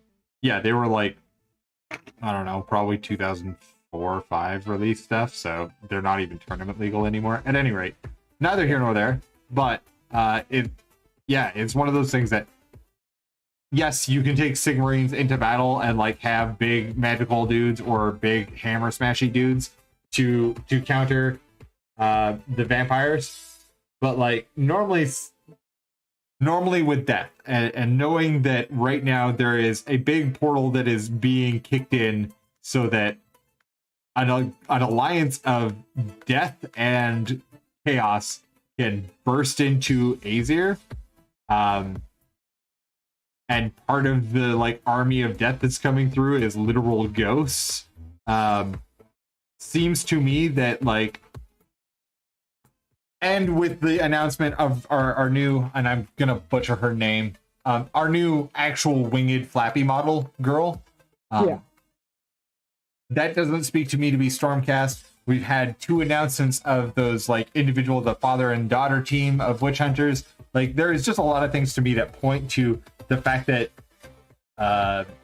Games Workshop is pointing to a larger realm of there are witch hunters out there, and there are more than just the Stormcast Eternals in Sigmar, or sorry, in Azir, that like Sigmar has access to for his forces. All of that to me means, or maybe I'm reading the tea leaves because I desperately want something and that's not the way it's going to go, but whatever. I am hoping that we end up with witch hunters, because I would love to see witch hunters. I think it would be great if they could do a double Welcome to Age of Sigmar 3.0 set, and that one of them is fine. They can have their Sigmar announcement set that literally the game is named after the dude. But and I like orcs, but I would rather have dumb looking vampires and awesome looking witch hunters, because God, the new vampires are dumb. Oh, aren't they though? They look like, so cool with that little like the little underworld set. That was great. And then they announced those weirdo half dragons that looks like 2 different models stapled to each other, and I was like, why is this? Why do you hate us? Why? Who just like, I'm sorry to the sculpting team and the modelers and everybody who worked on those models, but they are just awful. Stupid. They are so super dumb. Like, I am not a better modeler than you are. I do not think I could even get to that far. But it is not appealing to me. And I don't know who it appeals to, because everybody that I've heard from is like, and I watch a lot of like modeling YouTube. Yeah. And everybody, including guys like, Scott, the miniature maniac, is super into vampires. Like, so into vampires that the one like model that he has actually produced, that is his own model, is a vampire countess, because he wanted a new vampire countess, and they Citadel, like Games Workshop, hadn't released one in like years, so he was like, I'm just gonna make my own, which is cool. It's really neat that he did that, but like, he doesn't like the new vampire half dragon weirdos. Like, nobody likes that model. Nobody likes those models, especially when we were also hyped for vampirates, and it turned out to not be vampirates. Trust me, if they were pirates who were also vampires, I would give up on all of my dreams of having witch hunters and exclusively play vampirates. I do have a theory on the new evil. Oh yeah? What do you think? Well, it's something that kind of triggers. I'm just gonna sneeze real quick. Okay. While you're sneezing, I'm gonna go ahead and say we're gonna take a break here in about 15 or so minutes. But what I'm working on here, so I'm just putting in our next tone on our orange dude, and I'll go back to my green guy here in a minute, or green boy. I'm using sunny skin tone next, so I like to, especially in these like orangey, like weird, hyper bright colors, I am going to use a little bit of skin tone just so that this does start to get back to reading his skin. And sunny skin tone is one of the warmer skin tones that Scale Color makes, so we'll start blocking that in there a little bit, and then we'll go back and smooth out some transitions. I'm still just using my number 2 right now, so we're definitely still in like broad strokes times. So my theory on the new bad guys is actually kind of a resurgence of an old hammer army. While an old hammer did fall under the orcs and goblins section, when you play this army, you basically it was all just goblins, but the night goblin. Night goblins. They were the goblins, the all black robes, and they had a big red goblin moon as their icon. Are you? Yeah, they sort of rolled them into the bad moons now. Oh, did they? Yeah. Oh, okay, because like the Night Goblins were always, they weren't like my favorite kind of faction. In Oldhammer, I think that would probably be Campions. no, I actually really liked Chaos in Oldhammer. They had Chaos and Kislev were actually two I really enjoyed in Oldhammer. Totally fair. I gotta say, I hate the models, but I love the idea of the Bretonians. But models are dumb. Models are bad. There's only a couple of their models that I actually enjoy. One of them being the Green Eye, and the other one being the Lady in the Lake, and that is literally end of list. Fair enough. Yeah, no, it'd be cool if it was something that was new, but the closer that we get to this, knowing about the business that Citadel is gonna have to, like, the Games Workshop is gonna have to run in the next. They had their most profitable quarters ever in the last year. Ever. Like, since 1982 or whatever, however long they've been around. Their most profitable quarters have been in the last year. Yeah. Right? Because everybody's been stuck inside, because there is nothing that we can do except for order Indominus boxes and hope that, like, we'll someday get to see our friends again. They've had extremely good business. And they got to back it up. If they can make those molds, so I'm talking about the molds for the Snagas, because 40k orcs do not sell. They have said this over and over again. Like, everybody loves the idea of them. Nobody bought Speed Freaks.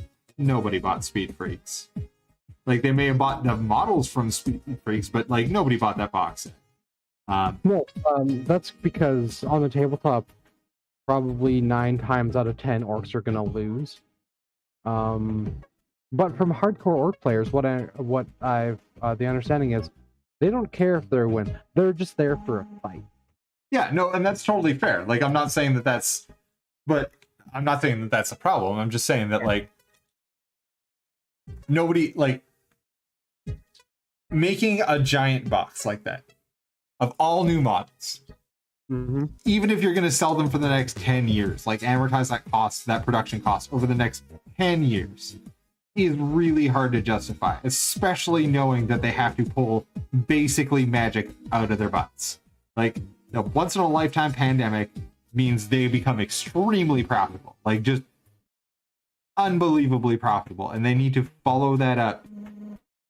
Man, if I was the manager of that production facility and we could squeeze 2 armies out of 1 set of molds, for certain I am going to, like, and it might not be every model. Like, it might not be that every model is exactly the same and has a conversion. Like, you're right. We could have our weird boy who is exclusively 40k, and we might have, but if we can share troops, like, if we can share our 1 wound, 2 wound, 3 wound troops, our ranged troops, if we can share all that stuff between 1 mold set, right? Like, 1 giant set of molds. And we can use that in the factory rather than having to run 2 full sets of molds. And I'm so far behind in production, a year behind in production. Yeah, you bet I am going to be trying to figure out how to do that so that I get to keep my job, because that's really what's on the line here. Is like, that's, from a business perspective, that is why I think that we are going to see orcs, and specifically Age of Sigmar Beast Snagas as our launch army, like, as our launch opponents. That is very fair. Like, the Beast Snaggers are a very welcome 40k orc. Oh yeah, they look cool as heck. Like, I'm not trying to take anything away from them there. I'm just saying, like, it's the Orc Boys cast. They're like, that box is from the 5th edition. Oh yeah, no, and boys are barely into multi-pose models. So yeah, like, they're very, very limited. And also, like, I hate how they look. They have the dumbest posture. No, for sure. And it is time for them to repair those. So if they are going to be, they did that 1 set of Age of Sigmar orcs, well, 2 sets of Age of Sigmar orcs, because they did the greenskins and then they did or sorry, they did the Iron Jaws and then they did the Greenskins, right? Which is their Savage Orcs. They went through and updated all the Goblins because they did Bad Moons, and all the rest of that stuff. Goblins are the Gloomspite Git. Yeah, Gloomspite Git. Thank you. And then the Savage Orcs, well, the Greenskins, the Savage Orcs are included with the Orc War Clans. Yeah. Maybe thinking of the Ogres. Ah, yes, the Ogre. No, the Ogres are their own part of the Ogre Maw tribes are all their own. That's their own thing. Like they have their own stuff. Yeah. Yeah. No, I know that stuff is separate. I was thinking of the Greenskins, which are like the just more naked orcs. Yeah, they're just savage orcs. Yeah. At any rate, they've done a lot of updates to destruction, like in Age of Sigmar. They haven't done it for 40k. They did October, whatever it was last year. October, that's what it was. October last year. It was sort of underwhelming. It was like 4 vehicles. Yeah, it was Speed Freaks. No, last year wasn't even Speed Freaks. Speed Freaks was the year before, wasn't it? I don't know. It's March the 747th, 748 of 2020. So I have no idea what time is anymore. But time, no meaning now. Yeah, whatever. There's going to be no meaning to time until I can get out of the house fully vaccinated and ready to, I don't know, probably come back to my house and keep painting. The guy I work with actually got his first vaccine today. Nice. He got the Moderna and then had to go home. Yeah, I mean, it hits everyone differently. Like there's.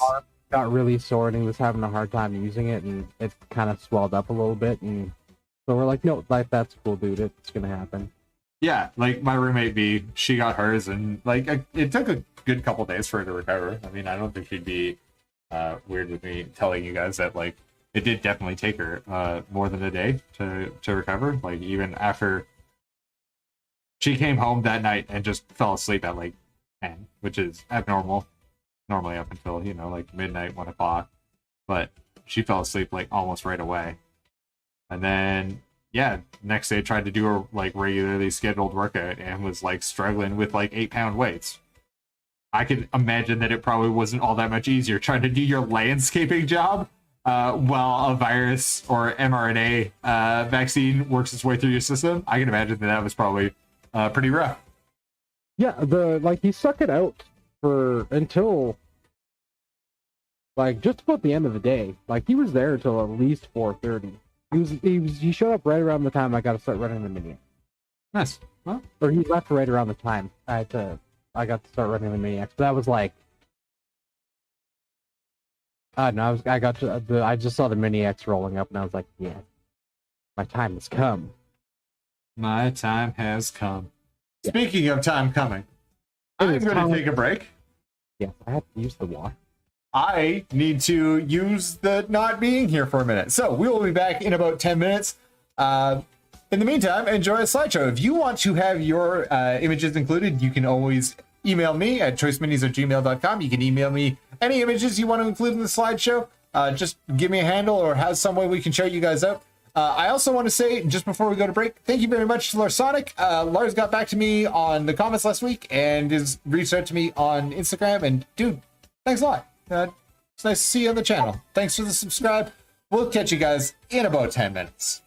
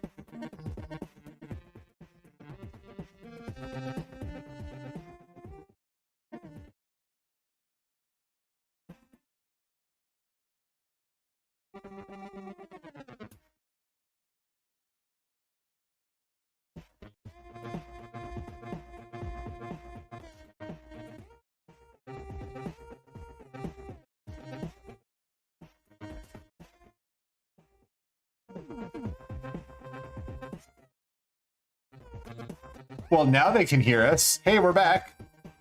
We were talking about how silly second edition is and how silly and bad Steve is at managing the audio for this.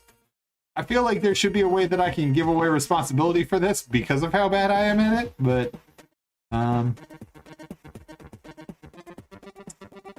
we'll figure it out someday. I tried to automate it at one point in time and that didn't work either, so I will look further into how to automate this particular circumstance, because clearly tonight is not my night for managing audio. It does. At any rate, we were talking about silly armies in Oldhammer. Well, not Oldhammer, sorry. Early editions of 40K.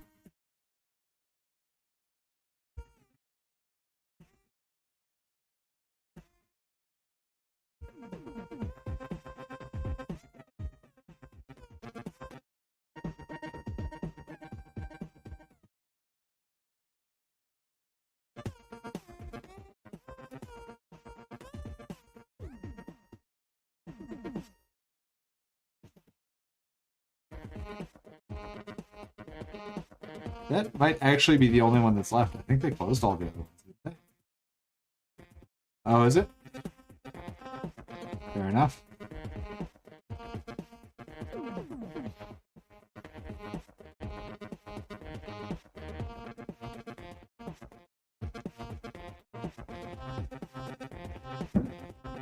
They can hear you now. They can definitely hear you before.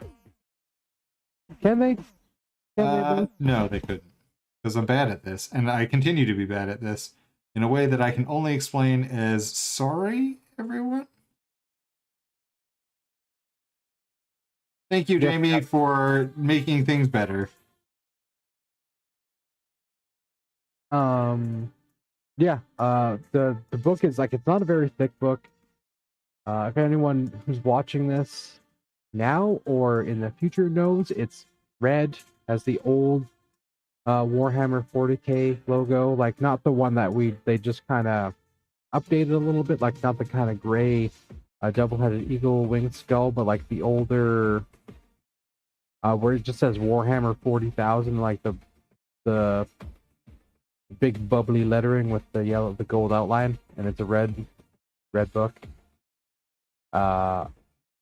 Yeah, it's super neat. Like, I think you could run Space Marines and Imperial Guard together in the same army, kind of like happens in the war.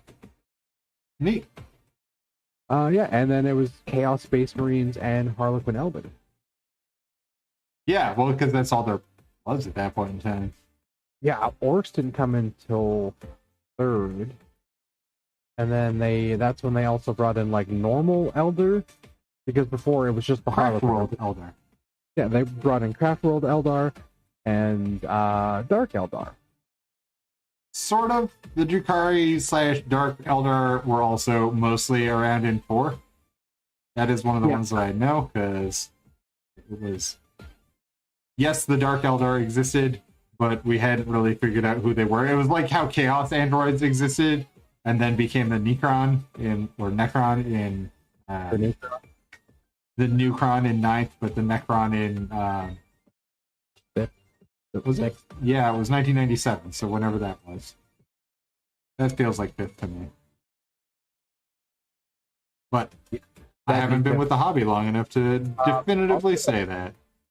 5th and 6th were around for a while, and then like I got into 40k probably mid 5th edition, and then 6th edition came out in the early 2000s and was around for like 5 or 6 years or more before 7th edition hit. And 6th edition was around for a long time. I think the 7th edition wasn't that long ago. And no, 7th edition wasn't that long ago, but 7th edition got really silly very fast. It was very problematic. It completely changed how you had to build your armies, because it wasn't units, it was all formations now. So you had to, like, you couldn't just take, like, you know, a squad of Space Marines, for example. So you can take one squad of Space Marines, and then with a Rhino or in a Razorback, you'd have to take 3 squads and 3 transports, and that would be your like mounted infantry like formation or detachment. And like it was like if you were on like the side of order or the side of chaos, then you could have you could play Space Marines and have some friggin' Eldar in there and how. Don't get me wrong, I like the idea of having allied forces. Like I like the idea of there actually being allies throughout the like 40k lore, but I'm not certain how I feel about how 7th edition set that all up. 7th edition was bad. I mean, and I think even now, in 8th edition, you can also take blended armies. Like you can take anyone as allies, but if you don't share a keyword, nothing transfers over, and it's basically worthless. Yeah.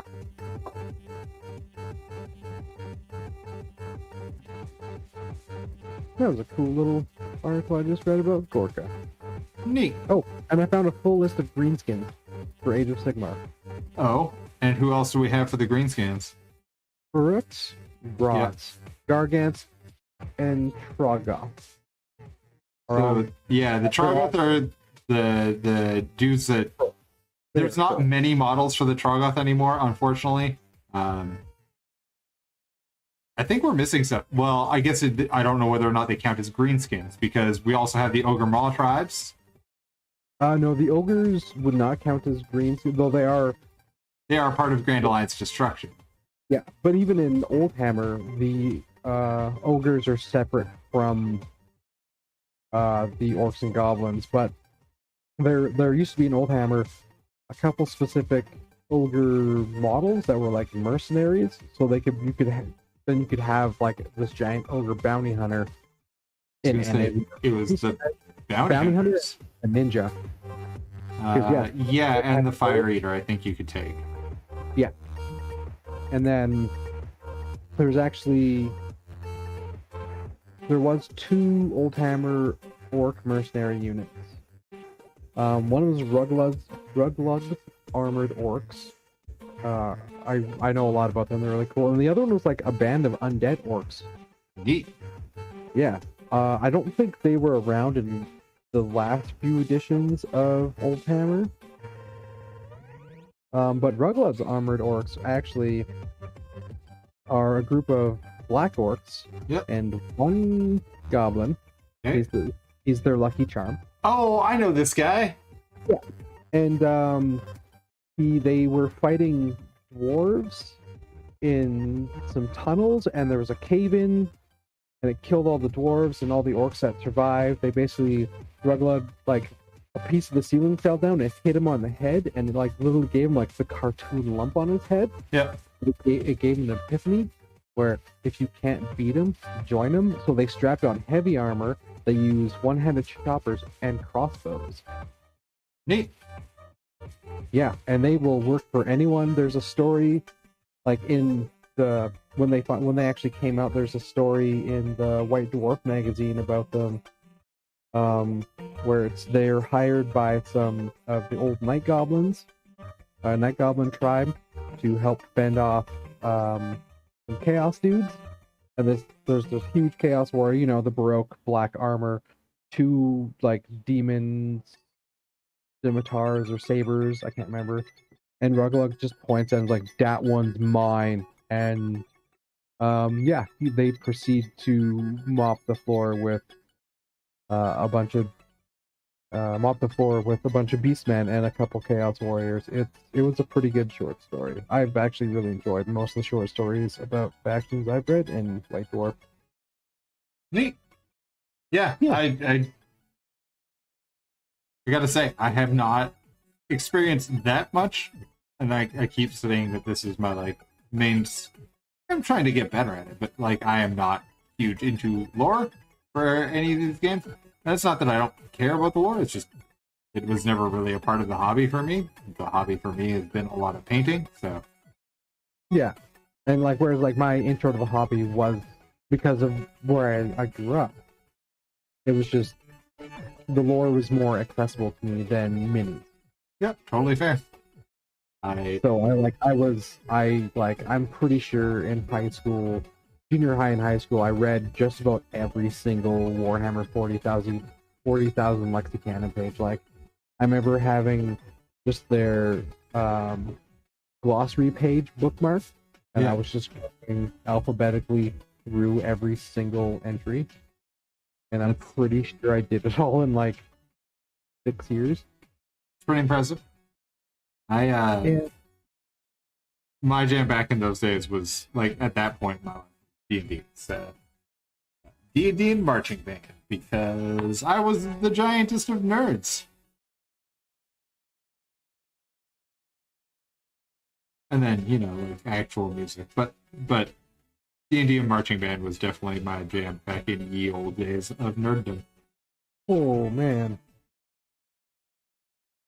Are we whole-manning me being into marching band? Because, dude, I have a giant tattoo of marching band on me. So, like, no, I don't know that. How we missed that.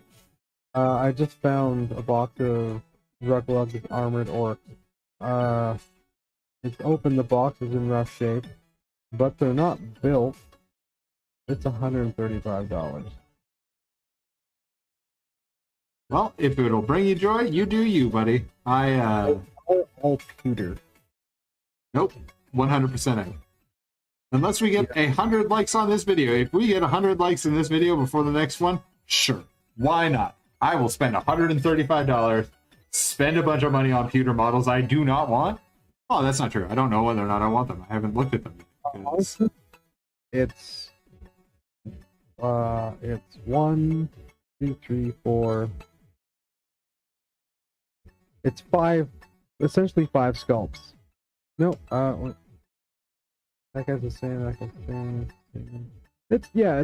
They're not the best sculpts. Ruglug is pretty neat looking. I do like his choppa. But I would not spend $135 on these. They're a really cool unit. I would rather buy some Uruks and then some dwarves and kit bash my own. Yeah, dwarves right now are a little hard. I think that is the other faction that we're going to see pretty early on in Age of Sigmar. Whether it's new Fire Slayers or an expansion to the Caharadon Overlords or something else in the Orcish vein that comes out, or sorry, Dwarvish vein. I think that we are destined to see a new or updated version of the Longbeards very soon after.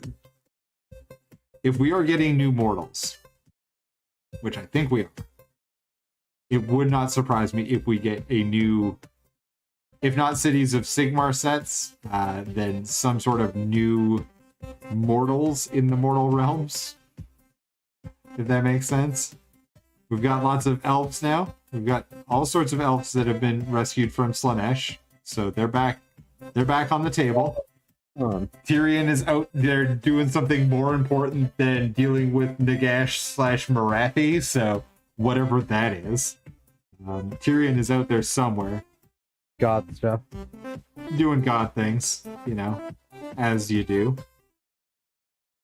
But yeah, I think that it would be nice to see, as I said, either Fire Slayers get an update, maybe make them look less like big naked babies, where this, you know, Stormcast Eternal look like giant armored babies. The poor Stormcast Eternal just like little naked babies. They look like cherubs. They look not great. But in the general chat on Discord, and for those of you who are not a part of our Discord channel, you should be. It's in the... You can join. It's in the link, in the Willow Tree link. Yeah, the Willow Tree. I didn't know what it was called. I can't remember. I just posted a... Why is that not working? Also, what up, Sean? How was work? Yeah, there we go. I just posted a picture of Ruggled's Armored Orcs, and you can see why I would not pay $135. Okay, they are... The heavy metal team paint job on them is really nice. They look really ugly unpainted. But I would not pay that much money for the 10 Peter models. That's fair. There are very few old models that I feel any amount of nostalgia for, and therefore would be unlikely to purchase and paint them. Good to hear that you had a good day at work, man. That's nice to hear. Glad to hear that it is over. Glad to hear that you survived and that you made it to the stream tonight. Adam and I are discussing whether or not we would spend $135 on basically second, well, not really second, third edition-ish, fifth edition-ish. When would you say it was, Adam? I'm not... I was never really... I didn't know a lot about the editions of Old Hammer. Well, Old Hammer died on 8th, so... Yeah. Or sorry, the Old World died on 8th. It is now the Age of Sigmar, as we rapidly approach the third Age of Sigmar. Rugged, I believe, were introduced in... between 2007 2010. Okay, so that would have probably been 7th or 8th. Yeah. They might have been in there before. I am seeing like some older, like old ones of them, and they... Oh yeah, there's older ones. Oh my god, those are... Wow. Those are terrible. What up, Rocket? I am... Yeah, that was, for all those who don't know, that was my dog, Rocket. He is too handsome for his own good. He can't be too happy. He's a good boy. No, he's too handsome. Oh, too handsome. He's getting so much prettier as he gets older. Yeah, they all go through a noodle stage. Apollo, my just about 6-month-old, Shiba Inu. He is in a noodle stage right now where his teeth are too big for his mouth. It's an awkward phase, man. It is an awkward noodly phase. I mean, to be fair, Rocket has just been he's still a noodle. He's still he's sticking out, but he's still mostly nice. Oh yeah, right now Apollo is a combination of back legs, teeth, and neck, which are really not parts that are flattering to the form of a Shiba Inu. We'll be nice to the little guy. He's going through puberty, and it is not, as with all of us, he will turn into a beautiful flower hopefully someday. Yes. I mean, I imagine he will. I mean, his sister is downright pretty, and so is his mom, so, and so is his dad, actually, if we really want to be serious about, his lineage. All of them are very, very pretty creatures, so, it would surprise me that he was the ugly duckling, we'll put it that way. Yeah, that's fair. We definitely picked Rocket because he was super cute. I picked Apollo because my name came up on the list and the people in front of me didn't want a puppy in winter. So they were like, we're going to pass. And I was like, I will not pass. Give me my dog. It has been 13 months. Fair. Because waiting for purebred Shiba Inus is torture. I can actually only imagine. Yeah, we getting some face done on this guy. So again, we're doing very, very directional lighting on this. It is coming in hard from one side, so I'm getting distracted because I'm looking at Oryx now. that's fair. Oh, I must look at their minis. That is fair. I just realized the Ard boys are actually just the old Black Orc minis. Yep, they are. But the brutes are new. Yep, they are. And not a huge fan of the old, of the Ard boys. No, much bigger fan of the brutes. Yeah. And especially the Mega Boss. Iron Skull boys, which look kind of they're newer Ard boy sculpts. Basically, they look much better. But you only get 4 for the... Yeah, I've got them somewhere. I've got them painted up. Back when I was going to do a miniature painting service, and then I was like, no. Yeah. Yeah, I do not like the Ard boy sculpts. They're not great. No. They're not awful, but they're not. But yeah, you are right. The Mega Boss is amazing. Yeah, the Mega Boss and the Mega Boss on Maw Crusher are both great models, and really what, gets me excited about most Orky things is remembering that those two models exist. I do actually really like these sculpts, which is... and actually the other Orc army that came out with... So these are the Gouged Eye. There is also another Orc army that came out last weekend. It was originally part of the starter box for Blood Bowl Season 2. Well, Modern Blood Bowl Season 2, I guess. I'm interested to see whether or not we get a Season 3 of Blood Bowl. Not like they will at some point. I'm just wondering if it will coincide with Age of Sigmar launching, but we'll see. I'm not holding my breath. I don't think that it's going to come out at the same time because of the numerous issues they've had with production over the last 24 months.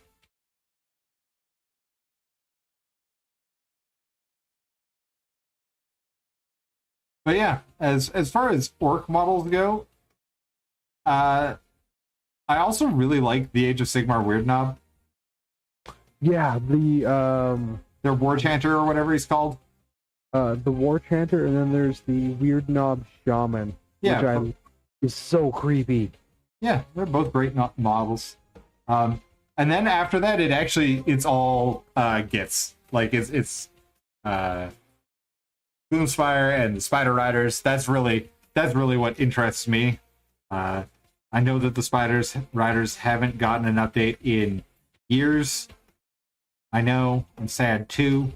Every time I think about it, I get a little sadder, but I really do like the old Spider Riders, so. That's for the old Spider Riders are in game. They were actually, from what I understand from just reading like battle reports and stuff through the White Dwarf magazines, they were pretty effective and they were cheap for cavalry, and they also didn't suffer from difficult terrain. Also, just the idea of riding around on giant spiders seems great to me. Yeah. Because I have a weird soft spot for giant things. Kaiju movies, love them. I don't care how dumb they are, I love them. I mean, you have to admit, Pacific Rim 2 was real bad. I have to admit nothing. Pacific Rim 2 was great, because you want to know what Pacific Rim 2 had in it? Giant robots punching kaiju. You want to know what I wanted out of that movie? Giant robots punching kaiju. Would you also say that about the old 80s movie RoboJock? It's just giant robots punching each other. I know that this seems weird, but I don't care.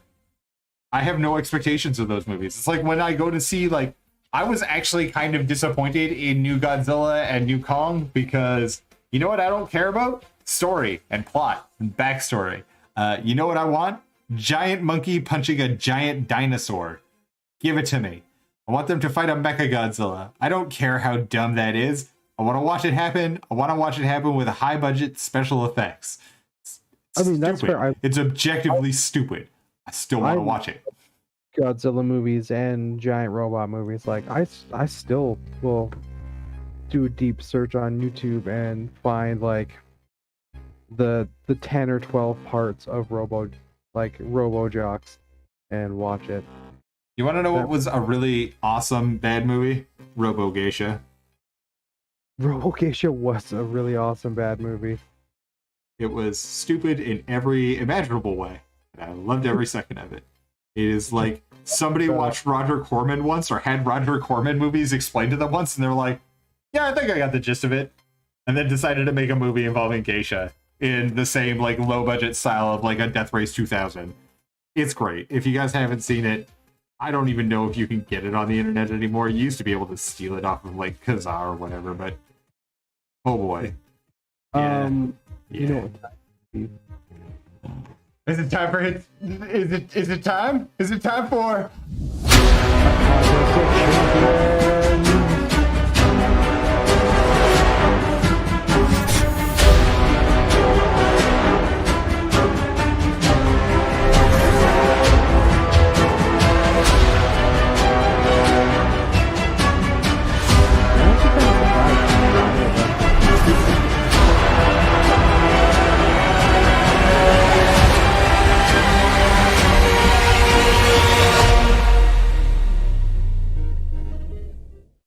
That is correct. It is time for a contest of champions, and you're right. I'm surprised that neither of us has taken Superman or any superhero.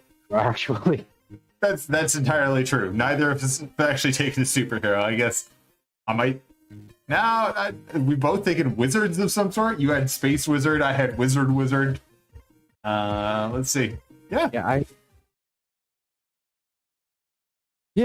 So I'll let you introduce your challenger. Ooh, let's go over the rules, and then I'll introduce my challenger. So the rules of this segment are easy. Each one of us nominates a champion from any place or time in history or fiction and competes in our contest. We get the normal gear associated with the character. They don't spend 20 minutes screaming out in terror because we're playing with Pokemon rules, so no matter where they show up, they're here to play. They're here to fight. Of course, we need champions, and as reigning champion, we have returning this week Jack Black from the Pick of Destiny, and I, the front man of Samurai, a man so breathtaking that they had to digitally make him less breathtaking in order to even fit him into their newest game. I'm choosing Johnny Silverhand, and I still don't know whether I'm taking Johnny Silverhand Cyberpunk 2077 and we do all the spoilers for it, or if I am taking Johnny Silverhand from the time of Red.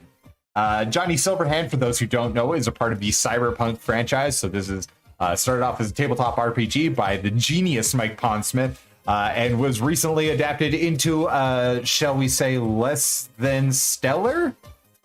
Is that being fair? Less than stellar game by CD Projekt Red? Yeah, it's a game I will reinstall on my computer in probably another 2 years. Yeah, Cyberpunk 2077 was hyped up to be something that it definitely is not still to this day. Like, I know it has gone through a couple of major updates since release, but yeah. So I'm gonna go with Johnny Silverhand from 2077. I don't care. I'm gonna spoil it for you and everyone else if you're cool with that.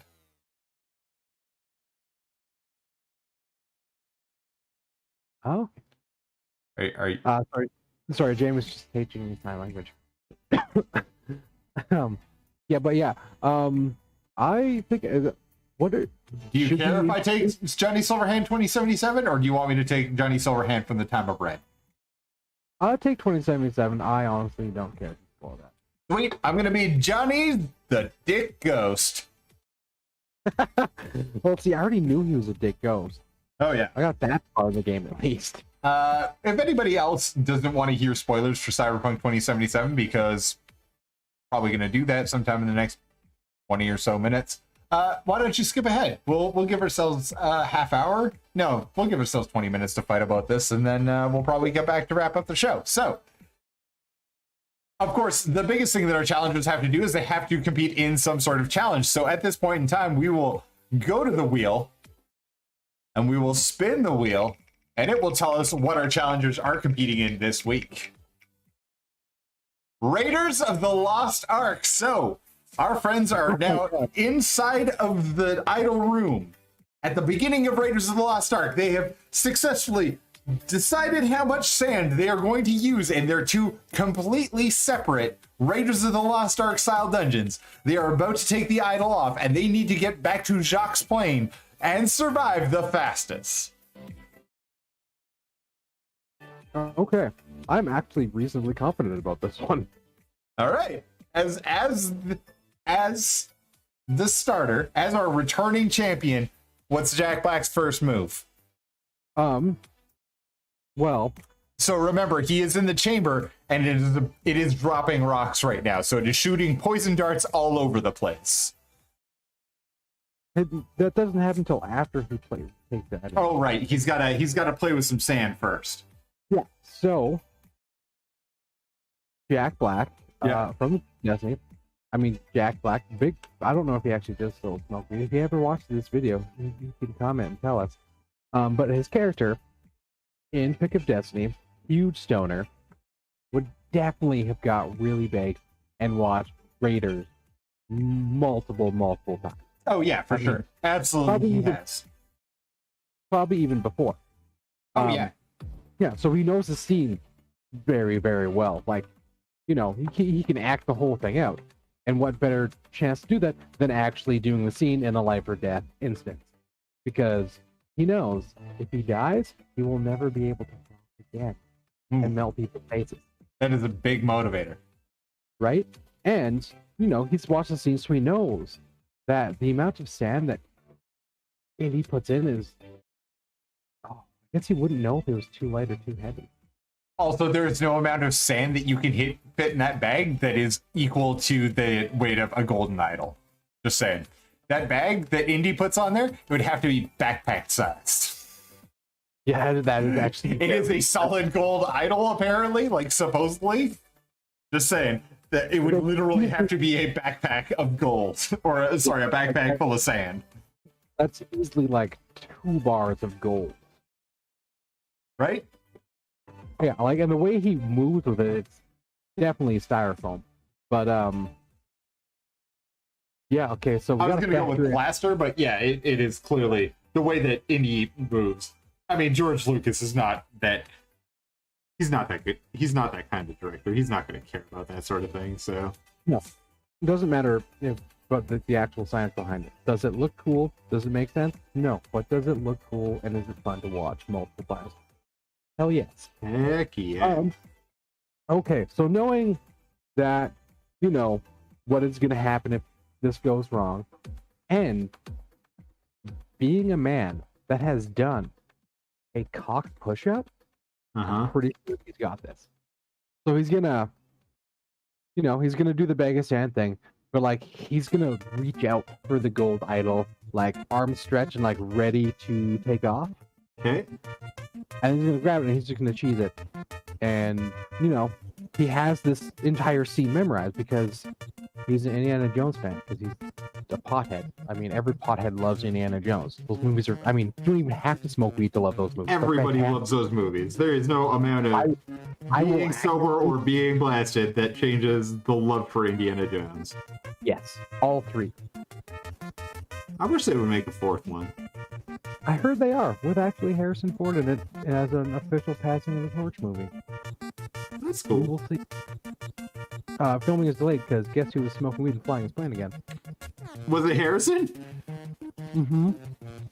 Is it weird that I never think of him as Harrison and always think of him as Harrison Ford? Like, he doesn't just have a first name, he just has two names? Yeah, it's not Harrison. His name is Harrison Ford. Yeah. Anyway. I know where you're going with that. So, he's going to take off running. He's got this. Like, he knows the scene. He knows everything that is coming ahead of him. How lucky is Jables? How lucky? Yeah, because if we're going to go with the superpower that Indiana Jones actually has, it's blind luck. Because there are hundreds of little flying poisonous darts. And Jables is just a man. But he's also a very lucky man. Like, he has the pick of destiny and the bong of destiny. Well, at the end of the movie, he just has the bong of destiny. Bong, yeah. I mean, still. Because he is complete once again. That's when they sing tribute. Yeah. No, that's actually when they sing the song that tribute is about. Yes. This is the greatest and best song in the world. Anyway, so he because of who he is, he definitely got super blitzed for this because he's like, it's Indiana Jones, it's Raiders. I got this. I got helmet head. It'll be fine. Grabs the idol. Knows everything. He knows everything that's about to happen. Runs through darts because it's Jables in the pick of destiny. He's destined to win. Continue being the champion of the people. Okay. Here's Johnny Silverhand, or Johnny the Dickhead Ghost, opening salvo. We wander into the room, and I'm going to go with V towards the end. So, for those of you who haven't played through Cyberpunk 2077, I'm going to spoil some stuff right now. You have the ability to get several upgrades, including... I'm just going to go with the upgrades that I got on my pack. So you have the ability to basically give yourself enough adrenaline that it's not adrenaline in the game, but I don't want to go through all the game terms. So you basically have the ability to give yourself enough adrenaline that you can slow down time. Right? Yep. You also have the ability to assess threats based off of being able... Yes, he does do a power slide. Absolutely, Jack Black does a power slide to escape at some point in time. That is 100% the truth. Johnny the Dickhead Ghost, however, is a cyber ghost that lives inside of a person named V. In my playthrough, they were a man, but they could have been a woman, and it doesn't really matter. I'm going to refer to them as V. So Johnny the Dickhead Ghost is driving V at several points in time because Johnny the Dickhead Ghost just takes over because he's a dickhead ghost. He used to be the front man of Samurai and continues to use your body to be that person. So if you can imagine, Johnny the Dickhead Ghost is a dickhead rock star. And in every way as talented as Jables, even without the pick of destiny. He's a rock star. At any rate. So, Johnny the Dickhead Ghost is going to use this threat assessment tool, already understand that there is poisonous darts pointed all over the room at him, wander up, just slap the idol to the far side of the room, wait for like 4 seconds while the rocks are falling, and just wander past, getting V's body full of so much of the poisons that he's just sort of mildly high because... he's going to take a couple of hits off of his med kit and just keep on rolling because he is not a mortal man. Next part of the cave. So the next, just in case you're wondering, the next challenge is throw me the whip and I throw you the idol. Oh yeah. Yeah. So they get to the there's a chasm that they have to cross over. In the middle of the room, there is like thing. You have another dude there who is going to double cross you because Jables would know that because he's watched Raiders. Yeah, he knows exactly what's coming. Yep.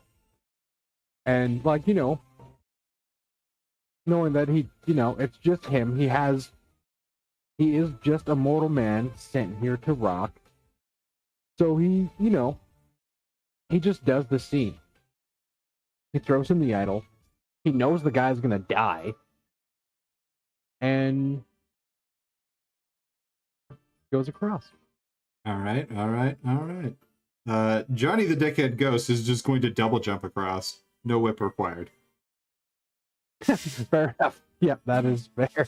He is going to use V's body and be like, good thing I equipped double jump because that's a thing that I have now. And double jumps across.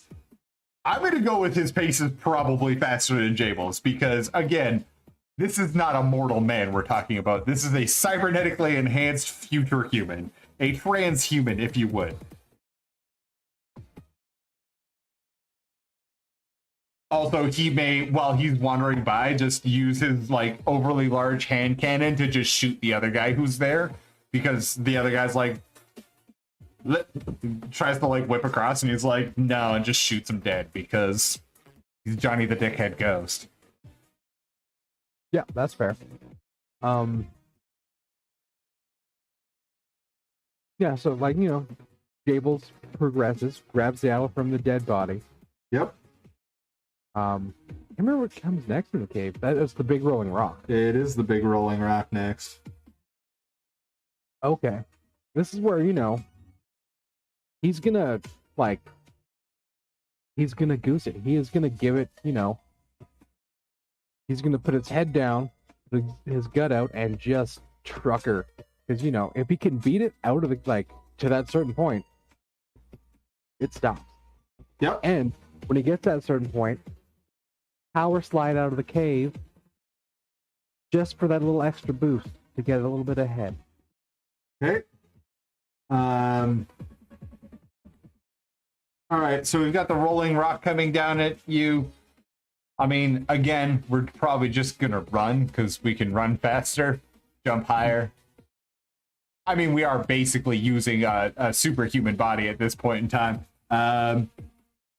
Johnny is, while the rock seems to be rolling down towards him, is going to whip out a series of grenades and use his plus 20% grenade damage bonus that I had at the end of the game because I thought grenades were way funnier. Just drop a bunch of them on the ground all at the same time and trigger them so that the rock just turns into dust. And as the rock is turning to dust in the area where, you know, Jables' power slid through in order to get out into, like, the area with Belloc. Is it Belloc in that one? Yeah, it is. It is Belloc, because Sunrise Davies calls him Beloach. But Belloc and the natives, he just literally, like, there is, like, a gout of flame and smoke as Johnny wanders out and adjusts his sunglasses, twirls his hand cannon, and says, wake up, samurai. We've got a world to burn. Because that's probably his most memorable form of dialogue, and it's from a trailer. Yep. All right, so that was pretty sweet. Yeah. Jables is now confronted by the tribe and Belloc. Yep. What's your plan here, man? This is because you definitely don't speak. Only you spoke. What's the line? Jovitos. If only you spoke Jovitos. You could tell them. Oh, so Jack Black, knowing this is coming, yeah, as he's running out, he's gonna, like, throw the idol at Belosh and yell Jovitos at him. and like the motion for them to kill. So the villagers kill him, and as he runs by, scoops up the idol and just keeps going. All right, like at some point in time, bless Jack Black, but there is an amount of athleticism that cannot be paralleled here, because as the gout of smoke and flame surrounds Johnny Silverhand, he just looks around for a second at like these, you know, for lack of a better word, naked tribesmen, and they all like show up, and like the guy falls over with all the poison darts in his back, and Johnny Silverhand just does like hard syntho drugs from the 2077s, like just crams himself full of whatever shit that's gonna get him the most blasted, and just goes to town as like a samurai song plays in the back of his head as he mows down an entire tribe's worth of people. And Belloc, also Belloc. Yeah, Belloc is such a dick. I'm glad we both offed him.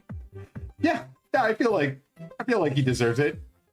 Mostly for what he does to Marion later, but also for all the things he does to Indy. Like, he's just not a cool dude. He's not good. He also sides with Nazis. Don't side with Nazis, kids. Bad for you. It's bad choice. Yeah, like this is now just a straight out foot race, and I honestly like Jables is just a man, but he's also the son of Sassafras. Ooh. He is using that spirit of the Sasquatch to just motor through the jungle. Like, he is a large man moving fast. He's humming that song. Like, he is also high as shit, and I feel like he is going to run in a random direction. But he knows where to go, though. Yeah, but does he? Well, like, he knows. How good is your sense of direction when you are absolutely blasted? Because I feel like in order to get to the son of Sassafras form, he has to eat mushrooms that force him to hallucinate that is happening. Like, this is a Mario power-up. You want to be in I'll let you take it back, but if you want to be in Sasquatch form, you have to be high enough to think you are a Sasquatch. I can tell you, I have never been that high. I have also never been that high. You know what? I'm doing it. He is eating mushrooms. And he's just random forest mushrooms. Yeah. And you know what? It's the Amazon. It's probably good. He might die. But hey, he might also get really high first and finish. Who knows? Who knows? Yeah, who knows? So he's gonna eat some mushrooms. He's getting totally blitzed. And he is the son of Sassafras, and he's going through the jungle that flute is playing. He's just going, that song's he's just motoring like no man of his size or my size or your size has any business moving that fast through a jungle. Fair. That is totally fair. I'm not going to take that away from Jables at this point. He has earned his trip. I feel. How do we feel, chat? Is it fair that we should make the son of Sassafras roll to see if he is in the right direction? And what is the correct roll to see if he is running in the right direction? Adam, you got some dice handy? I do, actually. All right. Well, to get back to the matter at hand. Johnny, the dickhead ghost in B's body. At this point in time, B starts wrestling him for control. So there's a little bit of a side effect here.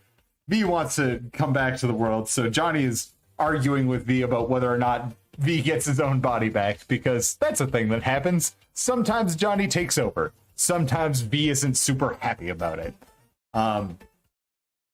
We are running directly towards Jacques' plane. We have it on the mini map in the side, and as much as the mini map is really bad and doesn't show you directions soon enough, doesn't matter. This dude is He gets like 3 or 4 steps out of the jungle, whips out his little communicator thing, and turns around and then looks back, and a motorcycle is in front of him.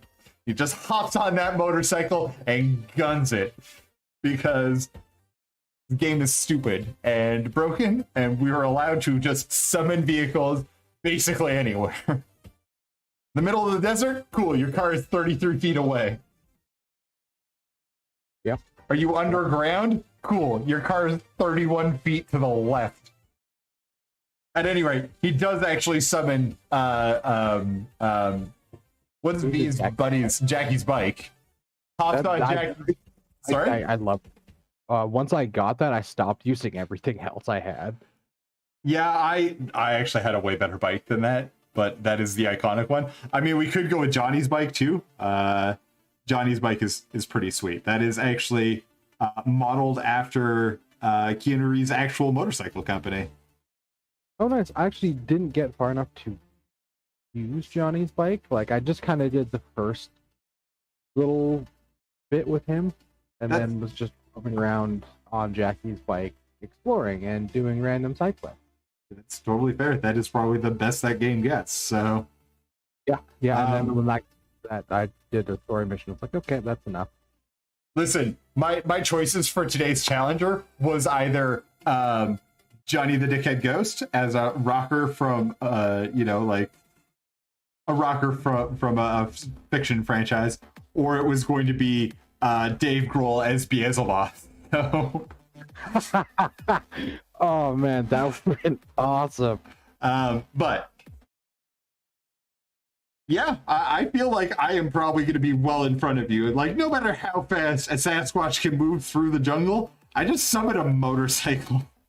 Yeah, you definitely have a motorcycle now. Yeah.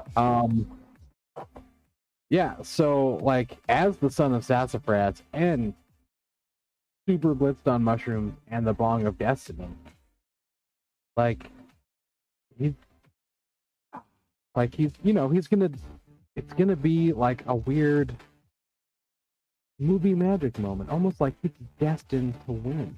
Ooh, okay. He's gonna come out of the trees, and there, mere like 30 feet away, is Jacques sitting on his plane fishing. Is he fishing, or is that? No, I might be thinking. No, Jacques is fishing. It's because we skipped one scene because there is definitely still natives chasing after him because you pull back the idol. Yeah. I forgot about that. Good point. Okay, I'm gonna backtrack. How big is that field?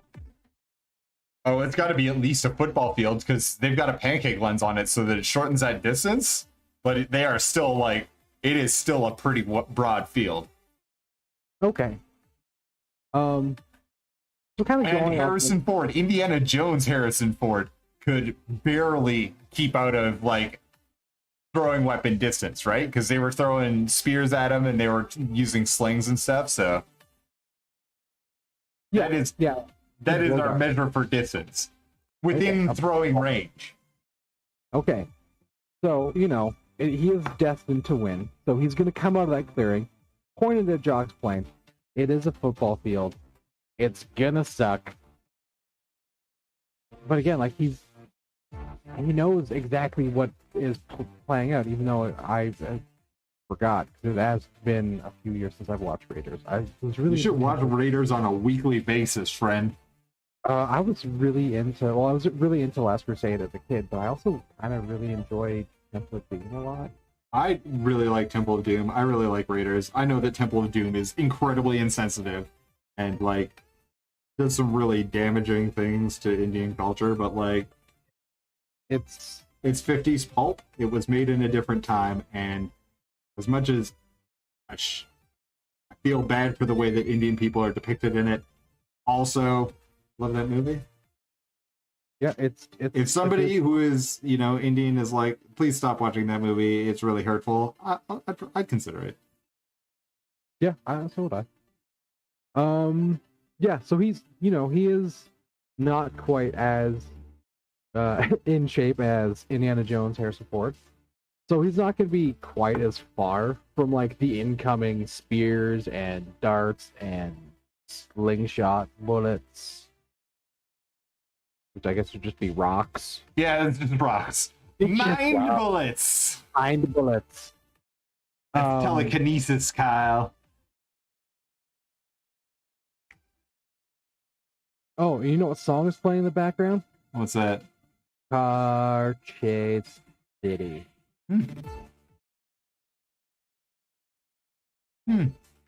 Yeah. And, you know, he's real high on mushrooms. Now he's in a video game in a car chase running from natives. Okay. And, you know, he can see Jacques playing. But it's just Jacques, it's Jables. He is freaking out a bit, like oh, he's gonna crack some sort of joke about how out of shape he is right now, too.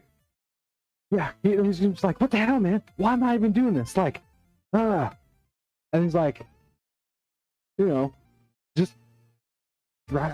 Oh, that scene is a weird scene in the movie, but he's gonna, you know, lean out the window of his video game car and yell at Jock to start the damn plane. Okay. Maybe, like, you know, even honking the horn. I picture like the Simpsons horn. Wait, how did he have a video game car? From the Car Chase City scene in... Oh, I guess it's not a video game car. What am I thinking of?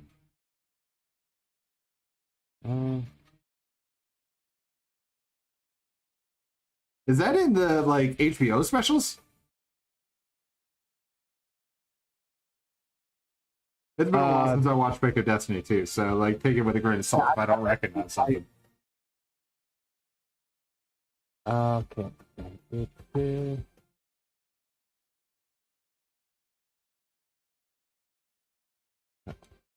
I'm just, like, quickly fast-forwarding through that scene. Oh, it is not a video game. I thought it was because the one dude's watching it on TV whose car they're borrowing. Okay. Oh, okay. Right. Yeah, okay, now I've got it. All right. So, Jables is running out. He's just barely making it out of range of the thrown weapons. Like, it is... Oh, yeah, I assume there's some dodging, there's some screaming, there's some fat guy flexibility on full display. Yeah, and, like, we all... If you've seen Jack Black, like, dude is flexible. He has an amazing hip flexibility to girth ratio. Yeah, it is amazing.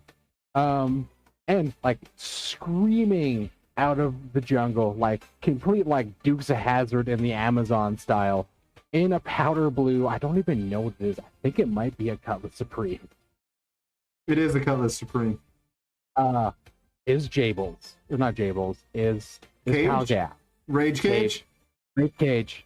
And like Car Chase City's blared. The car just comes like hits a bump and like does a jump. You know, takes out a couple villagers. Power slide sideways. Kind of like, you know, brief pause where it's like, oh my god, Cage, Jables gets in, screaming away, or not screaming, like screaming down the football field's worth of really long grass. All right. Probably, yeah. I think both our vehicles might struggle in long wet grass. I feel like your vehicle is going to struggle a whole lot more than mine is. Probably. A 1980s Cutlass Supreme, not going to do well in a field full of grass. A highly modified superbike from 2027 that you can clearly just ride over cactus and not fall off because they forgot how to make the physics for collisions on the motorcycles work good. Also, I'm pretty sure when they first did it, you just fell off constantly, and they're like, this is not fun. So we're going to glue you to the motorcycle even more, which isn't necessarily more fun, but whatever. They cut so many corners to get that thing out of the door on time that not much of that game that is truly fun. At any rate, Johnny the Dickhead Ghost just goes, in his world, there are no natives because he has already gunned them all down with a combination of heavy weapons, dildo-shaped samurai swords and just grenades, just dropping nades. At any rate, he revs off on his bicycle, cuts a straight line through the trees. On a couple of occasions, he encounters physics that you would definitely think would throw a dude from a motorcycle, but like somehow, because the physics in his game world is bad, he just stays on the bike anyway because he's Johnny goddamn Silverhand. That's why. I'm gonna throw a little monkey wrench in your plan here. Oh yeah? Because he's Johnny Silverhand from Cyberpunk 2077, it glitches out. Ooh, all right. He just like the rendering stops, like you're jumping. There's no more draw distance. It just stops drawing the ground. Yeah, like you're just like above nothing. Huh? Yeah, and you're probably gonna fall through the road.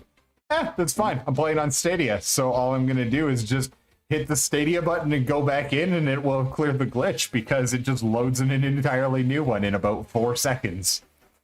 That's right, folks. I played Johnny Silverhand. I played Cyberpunk 2077 on Stadia. I even pre-ordered it so I could get another Stadia. I don't feel bad about it at all. If any of you want to come at me in the comments, you can, because I found out not long after it released, actually, that the only stable platform that Cyberpunk 2077 existed for was Stadia.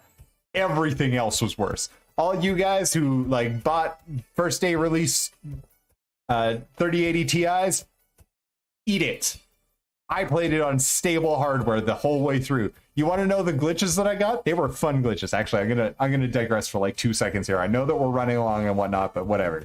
The two major glitches that I got in the game, one was a recurring one where I did have to unload, like I had to dump the load and then reload, but it would just go back to the same place and reload the texture properly. And the other one was when Jackie originally gets the biochip that has Johnny this dickhead ghost on it and puts it in his head.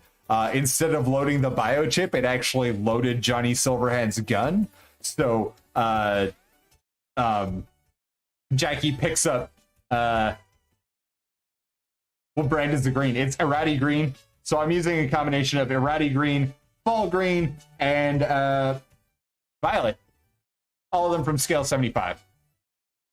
Also, hey Mitch, what's up? We're arguing about Johnny Silverhand and Jack Black. At any rate, yeah, so those were the two glitches that I got, was loading the wrong biochip. Long story short, Johnny the dickhead ghost gets reloaded in about 4 seconds and continues on plowing through on his motorcycle and yells at Jock to start the plane as well. All right. This is a really tricky one because, like, I really don't want to lose. No problem, Mitch.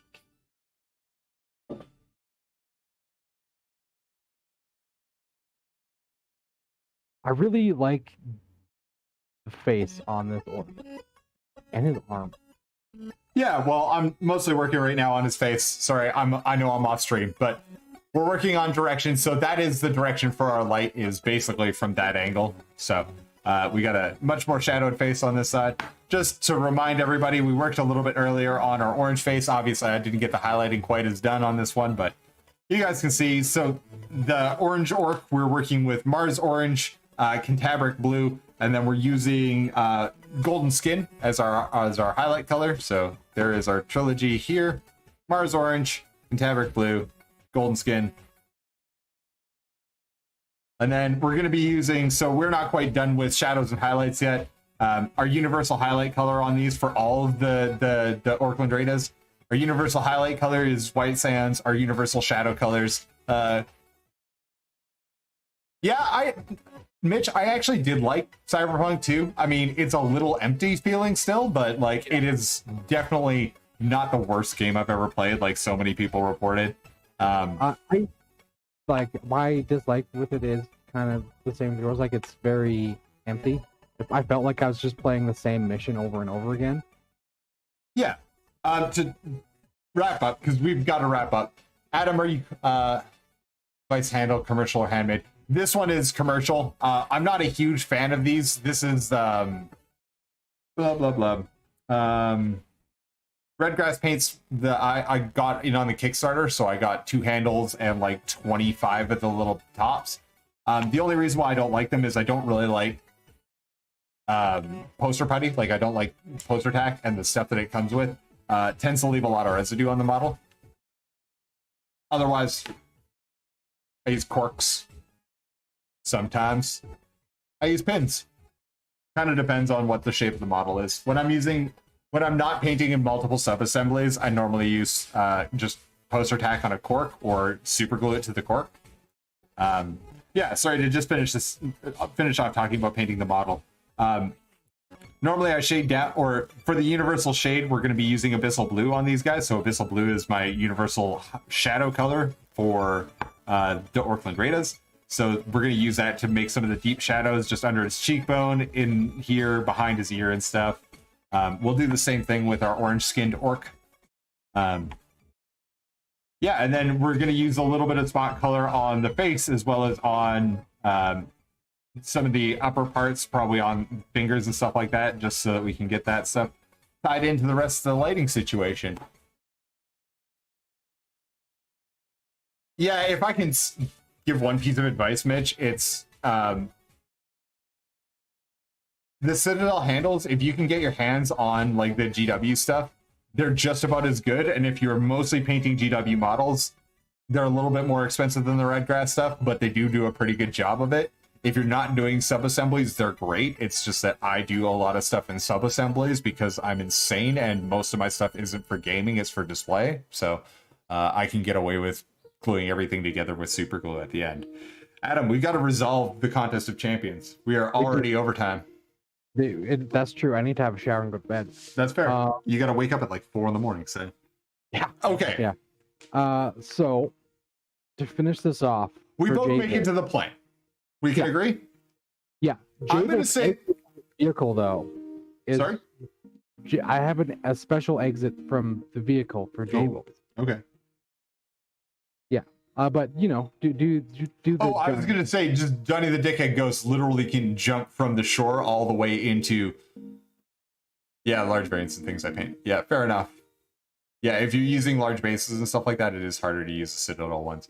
Okay, so Johnny the Dickhead's ghost denouement is he literally just runs headlong into the water, like, and jumps at the last second off of his bike and gets the bike dismount animation. Night, Mitch. He jumps off of the bike and directly onto the pontoon of the plane, saving himself the swimming. Because water and Johnny the Dickhead Ghost do not go together. Nope. Nope, nope. And by Johnny the Dickhead Ghost, I do mean Johnny Silverhand.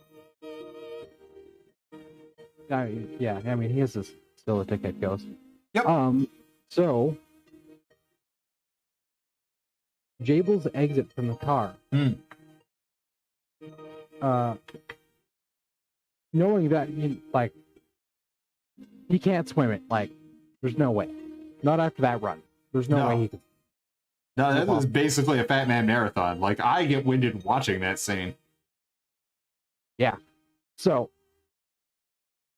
his exit, he just turns to Cage and he says, "Throw me." So the car comes sliding sideways to a halt. The door is open, and he's not wearing a seatbelt. He is thrown from the vehicle. But because he's Jables, and he's on the Bong of Destiny, and at one point he was so high he was the son of Sassafras, he flies Batman style through the air, but doesn't land on the pontoon. He lands in the second seat, but like head first. He's just stuck into that back seat of the plane. All right. I think we got to take this back. So, one-on-one, who do we think is faster through the room of falling rocks and poison darts? Jables, because Johnny pauses to wait. Okay. I'm going to say that Johnny is significantly faster over the gap, because he doesn't wait to, like, go through the whole, like, throw me the idol, what. So we're back to tie. Who is faster getting through the rock rolling down a hill thing? Um, The giant spherical boulder. yeah. I'm willing to say that that one's basically a tie. Yeah, like we both got through that part pretty easily. Yeah, we're on par with how indie does it, right? Like that is our baseline. Okay. Yeah, we're out.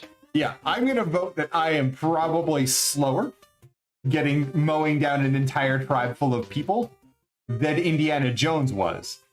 But I still think I'm faster than Jables trying to do his whole like switcheroo, because Jack Black is gonna chew the scenery there for a second, whereas I am just going to open fire.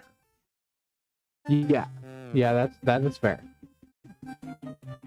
Okay, getting through the jungle, Johnny. I'm gonna say that Johnny is faster than Sassafras. He is on a motorcycle. Johnny ran through the jungle. He didn't get on the motorbike. No, I called my motorbike as soon as I was clear. Like, as soon as there weren't enemies around, I called my bike and hopped on it. Oh, okay. I thought you didn't get on until the grass. Oh, no. No, sir. I just blasted through the jungle on a bike. On a motorcycle, rather. I don't even know if you can get a bicycle in that game. Never tried. I don't think you can, because I never saw one. You only see one cat in the entire game, and you can pet it. Yes, you can. So many dildos. So many dildos. And then when I found out that my like perk that automatically turned garbage into things was converting my dildo collection into supposedly useful crafting items, I was so mad. I turned it off for an entire week after that. Oh, that's fair. I've accidentally destroyed good items in games, or not good items, but like just stuff I was collecting randomly in the game because I thought it was neat. Like the garden gnomes in Fallout. Fair enough. I had a room full of garden gnomes. Fallout 3. Okay, I am voting that Johnny is faster through the jungle than Sassafras. First of all, you have to wait to get Haida. Even if I wasn't on a motorcycle yet, I still vote that I'm faster than you through a jungle, even in form of Sassafras, because you still have to wait to get high. I mean, when in Pick of Destiny, he got high almost immediate. Fair enough. You still gotta find mushrooms, dude. Not like Jack Black takes a pocket full of them and keeps them for later. He literally eats mushrooms off the forest floor and then hallucinates himself into being a Sasquatch. Yeah, so, like, I mean, he's still gonna be running through the jungle, and then he'll see the mushrooms, and that's when, like, he's like, I'm the son of Sassafras. And he will just, like, you know, he'll stop to grab the mushrooms, eat them, like, you know, do like a fat guy, like, kind of knee-waggling run as he's, like, stuffing mushrooms into his face, like, gotta keep going, gotta keep going. Fair enough. Still vote that Johnny is faster. Okay, fine. He is on a motorbike the whole time. There's no way Jack Black is gonna run that fast, even as son of Sassafras. Okay, going through the field, you in the car, like you in the car with Cage, me on the motorcycle. I think that that's a draw. Yeah, it all comes down to the jump. No, I think I'm in the lead right now, buddy. You are in the lead. That's why Cage has got to throw him with the car.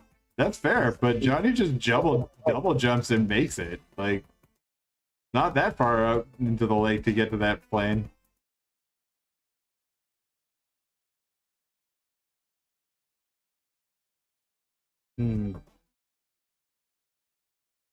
Well, like, through, like, the Pick of Destiny movie magic, while Jable's launch from the car appears to be slower, like, Fair enough. Is it several minutes slower? Or several minutes faster than Johnny double jumping from the car? Because, like, he's got minutes, man. At very least, he's got, like, 30 seconds. That's the beauty of movie magic, then. I'm trying to think of one of their songs that would work for this, but I can't think of any. There's not a song that is about Jack Black jumping through the air faster than the speed of light. I mean, there might be off the latest album. I haven't listened to that album more than once. I haven't listened to it yet. It is a rock space opera. It's actually pretty great. I laughed a lot. Nice. I will have to give that a listen.